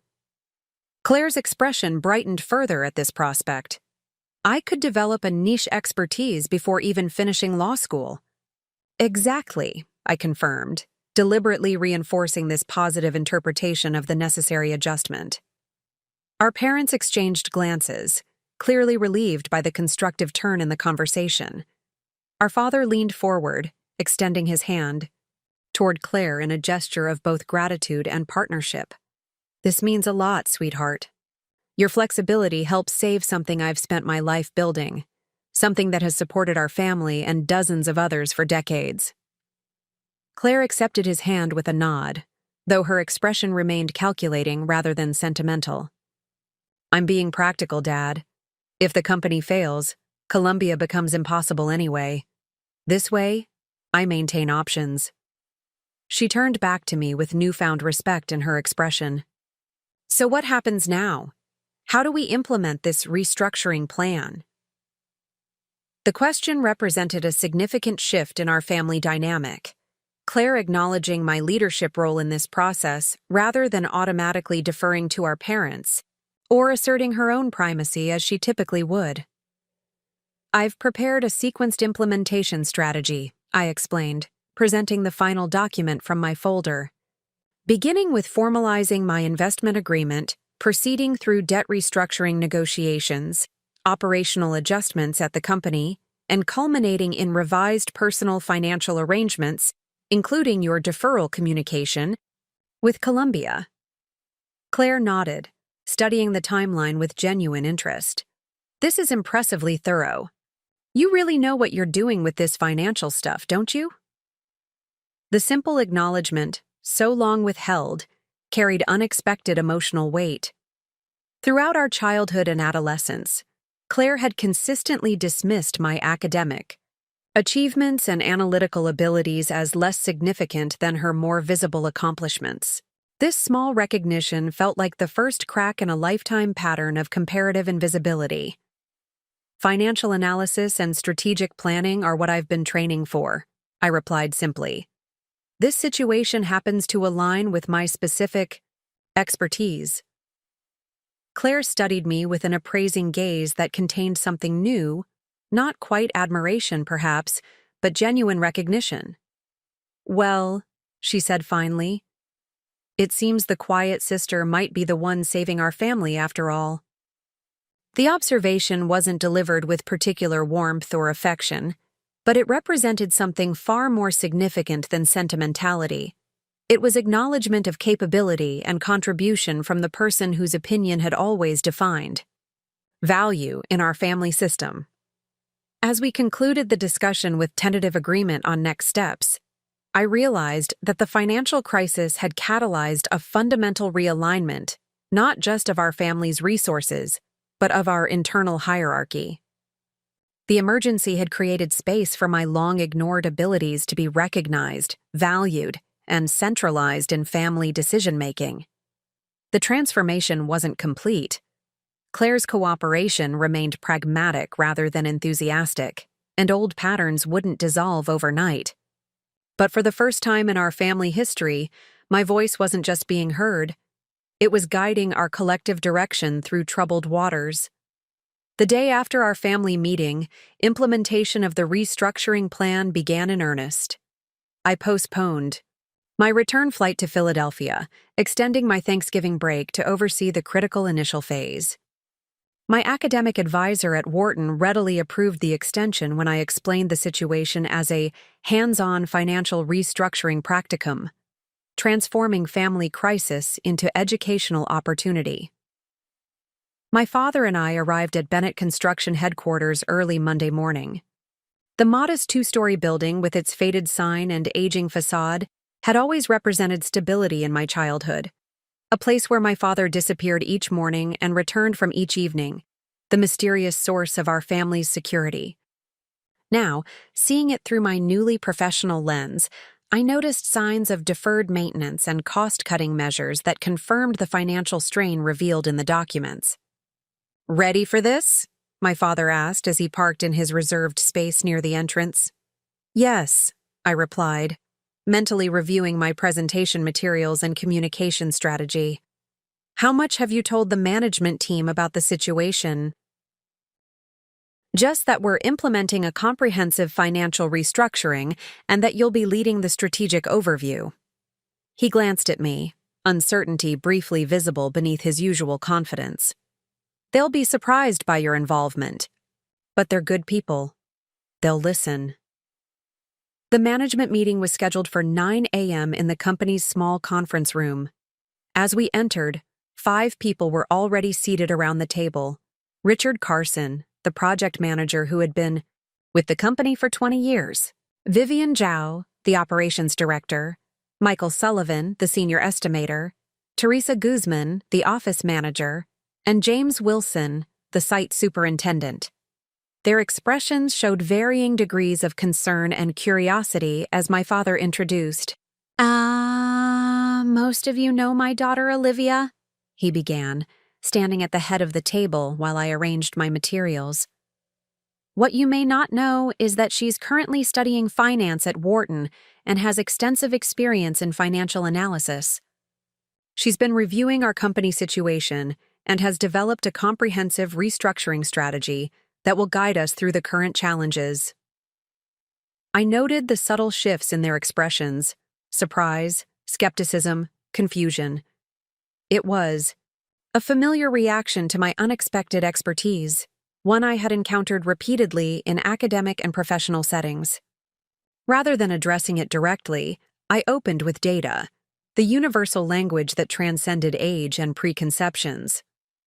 "Bennett Construction is facing a liquidity crisis that threatens operations within the next 3 months," I began, distributing concise summary packets. "This is not due to fundamental business weakness, but to specific structural challenges that can be addressed through strategic intervention." For the next 30 minutes, I presented a clear analysis of the company's financial position, the delayed client payments, the overextended credit facilities, the speculative investments, and the operational inefficiencies that had created vulnerability. I deliberately avoided assigning blame, focusing instead on objective assessment and forward-looking solutions. As the reality of their situation became clear, the initial skepticism in the room gave way to focused attention. These were seasoned professionals whose livelihoods depended on the company's survival.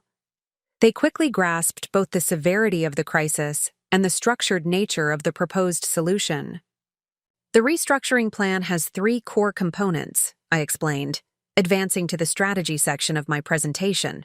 "First, operational streamlining to reduce overhead costs by approximately 18% without impacting project delivery capability. Second, structured negotiations with creditors to extend payment terms during the bridge period. And third, strategic capital injection through a combination of asset reallocation and new investment." Richard Carson, the project manager whose weathered face reflected decades in the construction industry, leaned forward. "No layoffs?" "No mass layoffs," I clarified. "The operational streamlining focuses on reducing non-essential expenses, consolidating duplicate functions, and optimizing project scheduling to maximize crew efficiency. There may be some reduction in part-time positions and mandatory retirement for a few employees already beyond standard retirement age, but the core team remains intact." The visible relief around the table was palpable. In a family-oriented company like Bennett Construction, maintaining employment stability was both a practical and ethical priority. Vivian Zhao, whose analytical mind had always impressed me during brief conversations at company events, studied the financial projections with professional scrutiny. "These bridge financing figures, where is this capital coming from? Traditional lenders have already restricted our credit access." My father nodded for me to answer. "The bridge financing consists of 3 elements," I explained. "First, a restructured debt arrangement with Ajax Materials, converting current payables to a term note with favorable conditions. They've already indicated preliminary approval based on our historical relationship. Second, liquidation of the speculative office property in Westridge, which yields less than the investment value but provides essential immediate liquidity. And third, a direct capital injection from a private investor. What private investor would take this risk in the current market? Michael Sullivan asked, his estimator's skepticism evident in his tone. I met his gaze directly. I would. The room fell silent as the management team processed this unexpected statement. You? Teresa Guzman finally asked. But you're investing approximately $63,000 in personal funds as part of the restructuring agreement, I completed matter-of-factly. With defined terms, repayment schedule, and temporary board representation to ensure proper financial governance during the recovery period. James Wilson, the gruff site superintendent who had always treated me like a child at company picnics, studied me with newfound assessment. Where does a college student get that kind of investment capital? Rather than taking offense at the implied disbelief, I recognized the legitimate question behind it. Multiple income streams since high. School, systematic investment of scholarship funds, and paid financial analysis projects. I can provide the full investment portfolio documentation if relevant to your assessment of the restructuring viability. My father interjected, a note of pride now evident in his voice. Olivia's financial credentials are solid. She's been investing and managing her own portfolio since she was 16. The company is fortunate to have access to both her expertise and her capital at this critical juncture. The explicit endorsement from my father, publicly acknowledging my capabilities in a professional context, represented a significant evolution in our relationship. Throughout my childhood, such recognition had been notably absent, with attention and praise reserved primarily for Claire's more visible achievements. Vivian Zhao studied the implementation timeline I had included in the packets. This is an aggressive schedule. Interest negotiations, asset liquidation, operational restructuring, all within 60 days. The timeline is necessarily accelerated due to the liquidity horizon, I acknowledged. But each benchmark is achievable with focused execution. I've built contingency buffers into the critical path to accommodate potential delays in specific components. For the next hour, we delved into detailed discussion of implementation logistics. The initial wariness gradually transformed into engaged problem-solving as the management team recognized both the necessity of action and the comprehensive nature of the proposed solution. These were experienced professionals who understood crisis management once they moved past the surprise of receiving direction from the owner's 20-year-old daughter. They engaged with the substance rather than the source. By meeting's end, specific responsibilities had been assigned, communication protocols established, and immediate actions identified for each department. As the team gathered their materials to return to their respective roles, Richard Carson paused beside my chair. I've been with your father since this company had 3 employees and a rented backhoe, he said quietly. Seen a lot of challenges over the years. Never thought the solution would come from Tom's quiet daughter. He offered his weathered hand. Good work, Olivia. Clear-eyed analysis without the ego that usually comes with it. Refreshing. The simple acknowledgement of professional competence, delivered without qualification or surprise, carried unexpected weight.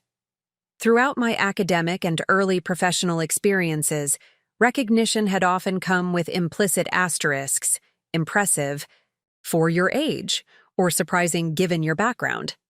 Carson's straightforward acknowledgement treated my contribution as valuable in absolute terms, not relative ones. As the management team dispersed to begin implementation, my father closed the conference room door to provide a moment of privacy. That went better than I expected, he admitted, loosening his tie slightly in a rare gesture of relaxation. They're on board. They're pragmatic, I observed. Once they understood the situation and the viability of the solution, Professional self-interest aligned with company needs. That's typically how successful restructuring works, when stakeholders recognize shared benefit in coordinated action.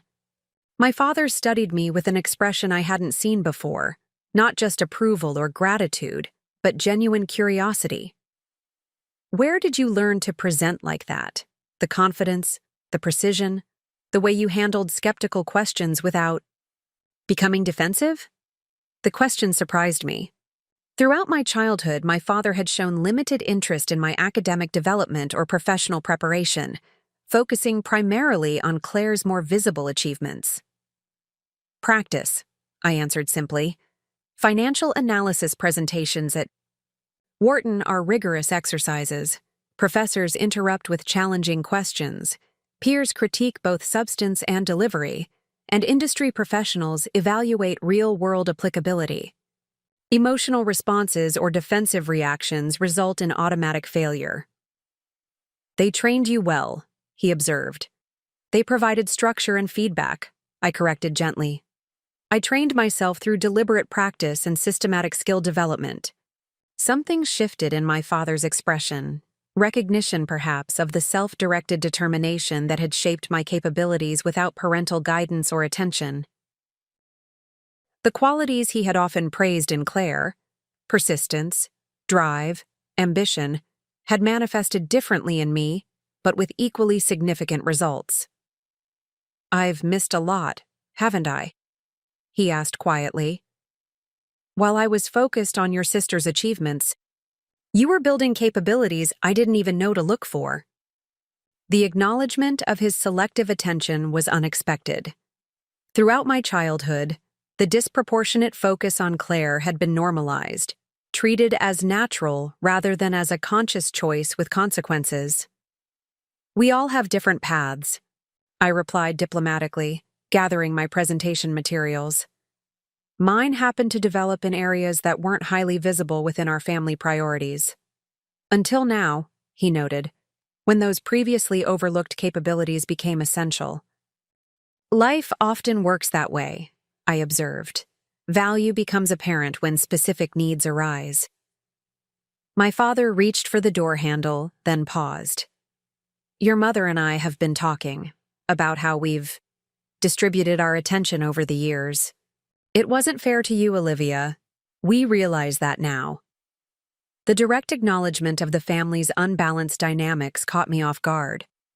Throughout my childhood and adolescence, the preferential treatment of Claire had never been explicitly recognized, much less addressed as problematic.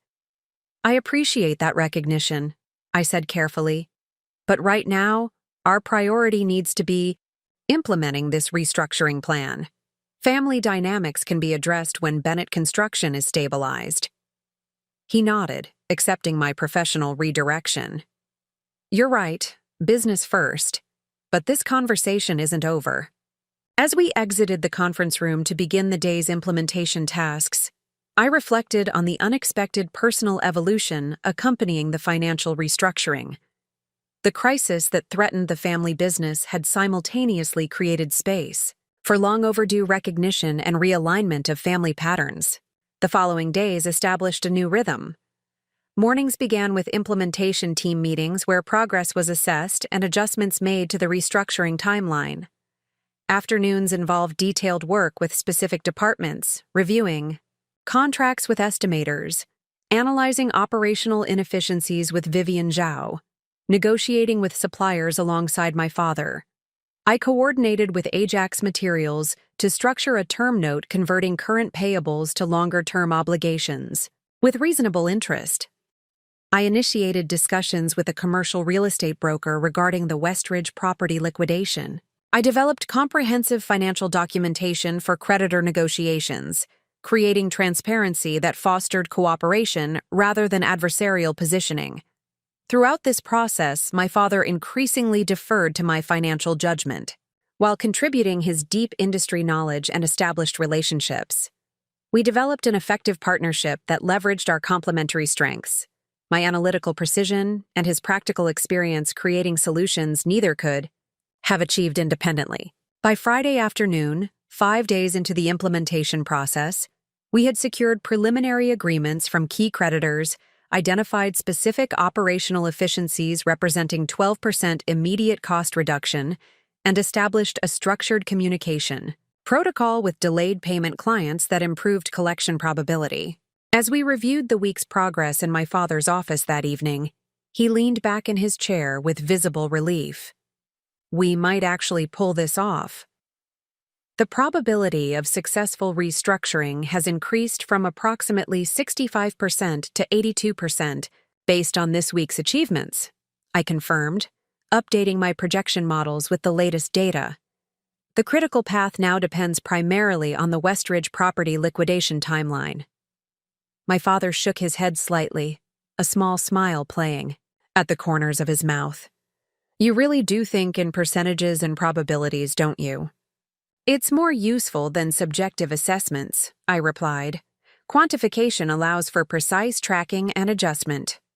I'm beginning to appreciate that approach, he acknowledged. It's not how I've typically operated, but I can see its value now. The admission represented significant evolution from a man who had spent decades trusting intuition and experience over structured analysis. That he could recognize the validity of a different approach, particularly one championed by his previously overlooked daughter, demonstrated genuine growth. Different methodologies serve different contexts, I observed. Your experience-based decision-making built this company. My analytical approach helps restructure it. Both have value. He nodded thoughtfully. Speaking of different approaches, Catherine mentioned you're planning to return to Philadelphia on Sunday?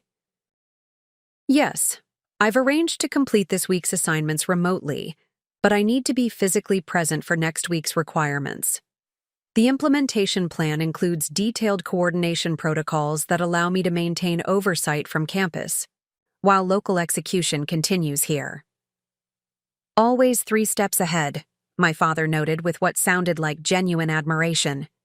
You've created a financial lifeline for this company in less than a week, Olivia. I don't think I've properly thanked you for that. It's a structured investment, not charity, I reminded him, maintaining professional boundaries around what could easily become emotionally complicated. The terms are favorable but still provide appropriate return commensurate with risk. That doesn't diminish what you've done, he insisted. You could have walked away from our problems. Instead, you applied your talents to saving something I've spent my life building. I considered his perspective, recognizing the sincerity behind it. The company has value worth preserving, both financial and human. 37 families depend on its survival. That justified intervention regardless of family connection. My father studied me with that new expression I was still learning to interpret, something between respect and wonder, as if continuously discovering aspects of me he had never noticed before. You know, he said finally, I always thought Claire inherited all the leadership qualities in the family. I was wrong. You just lead differently, through expertise rather than charisma, through precise analysis rather than persuasive charm.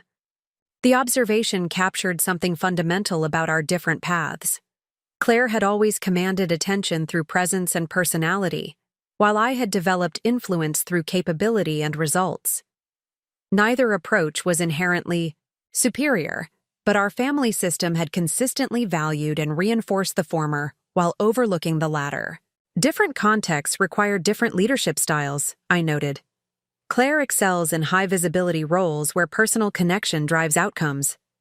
I'm more effective in situations where analytical precision and strategic planning determine success. Like saving a family business from financial collapse, my father said with a slight smile. Turns out we needed your kind of leadership more than we realized. As we gathered our materials to head home for the evening, I reflected on the transformation of the past week. From overlooked daughter relegated to the Thanksgiving kids table to acknowledged financial strategist guiding the family business through crisis, the shift had occurred with startling rapidity.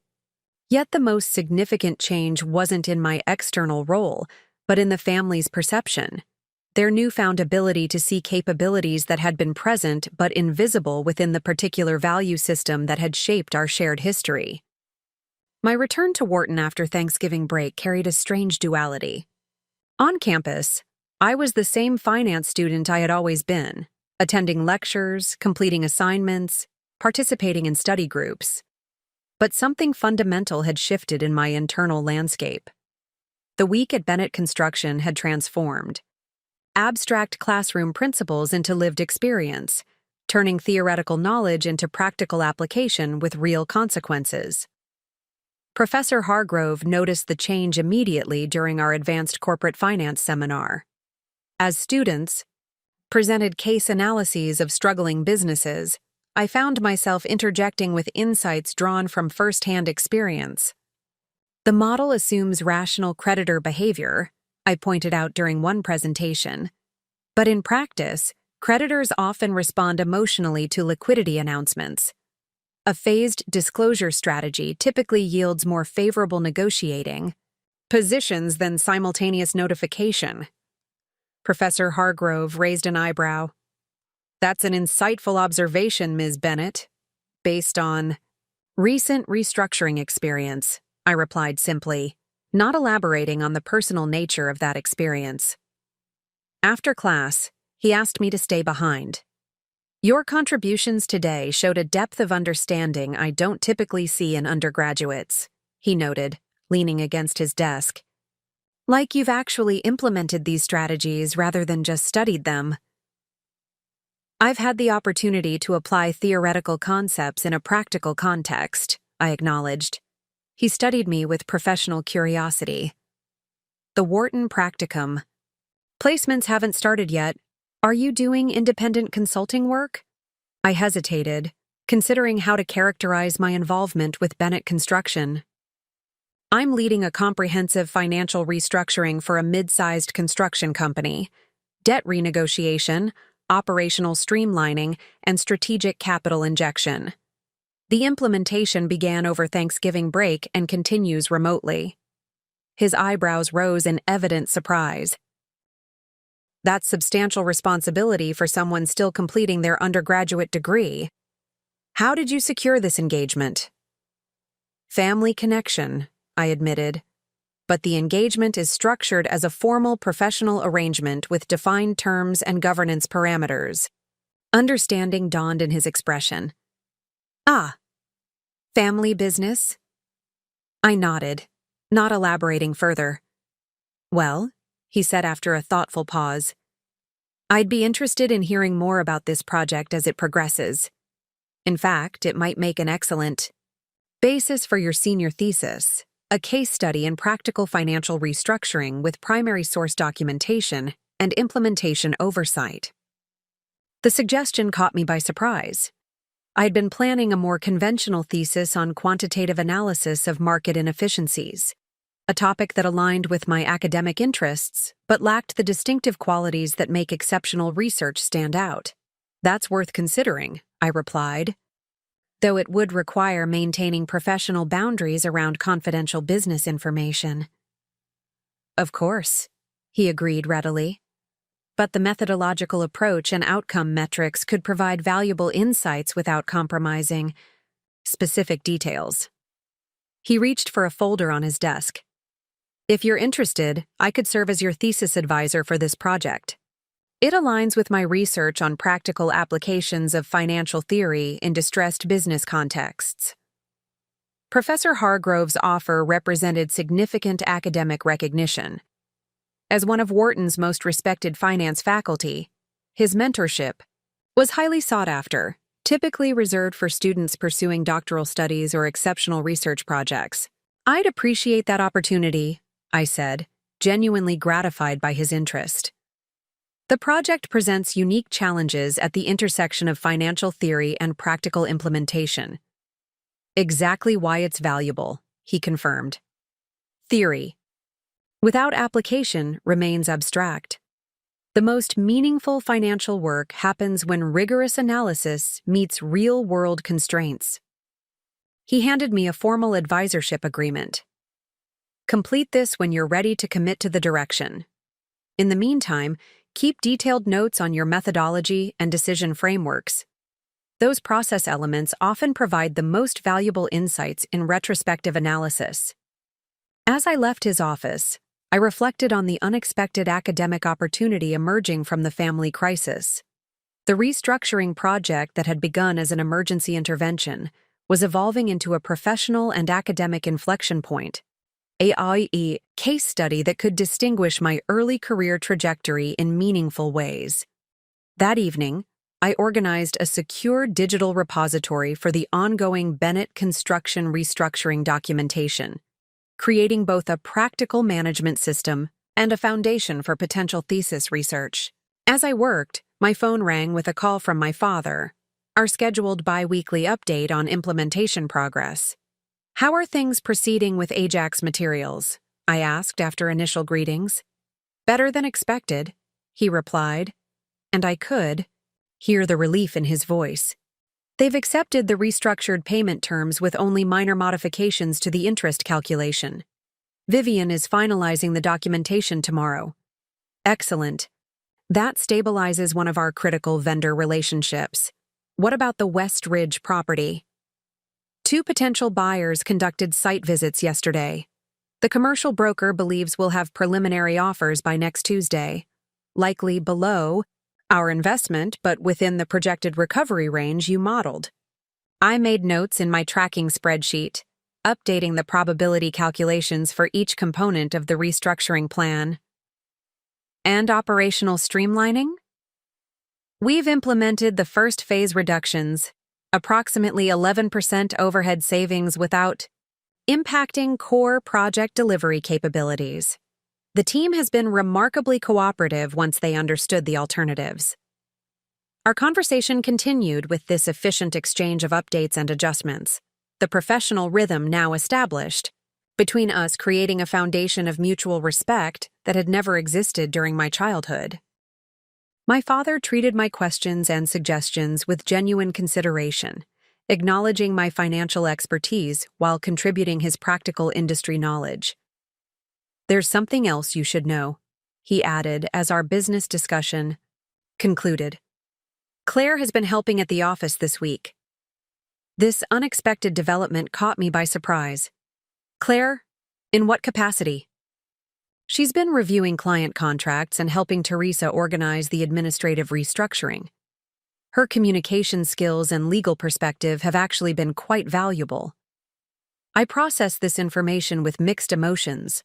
On one hand, Claire's involvement represented positive engagement with the family financial reality I had outlined. On the other, her rapid integration into company operations reflected the familiar pattern of our childhood. Claire readily incorporated into significant family activities while I remained primarily on the periphery. "That's good," I said neutrally. "Additional support during implementation is valuable." "It was her idea," my father added. "After you left, she approached me about getting involved, said if she was deferring Columbia for a year to help save the family business, she wanted to start understanding it now."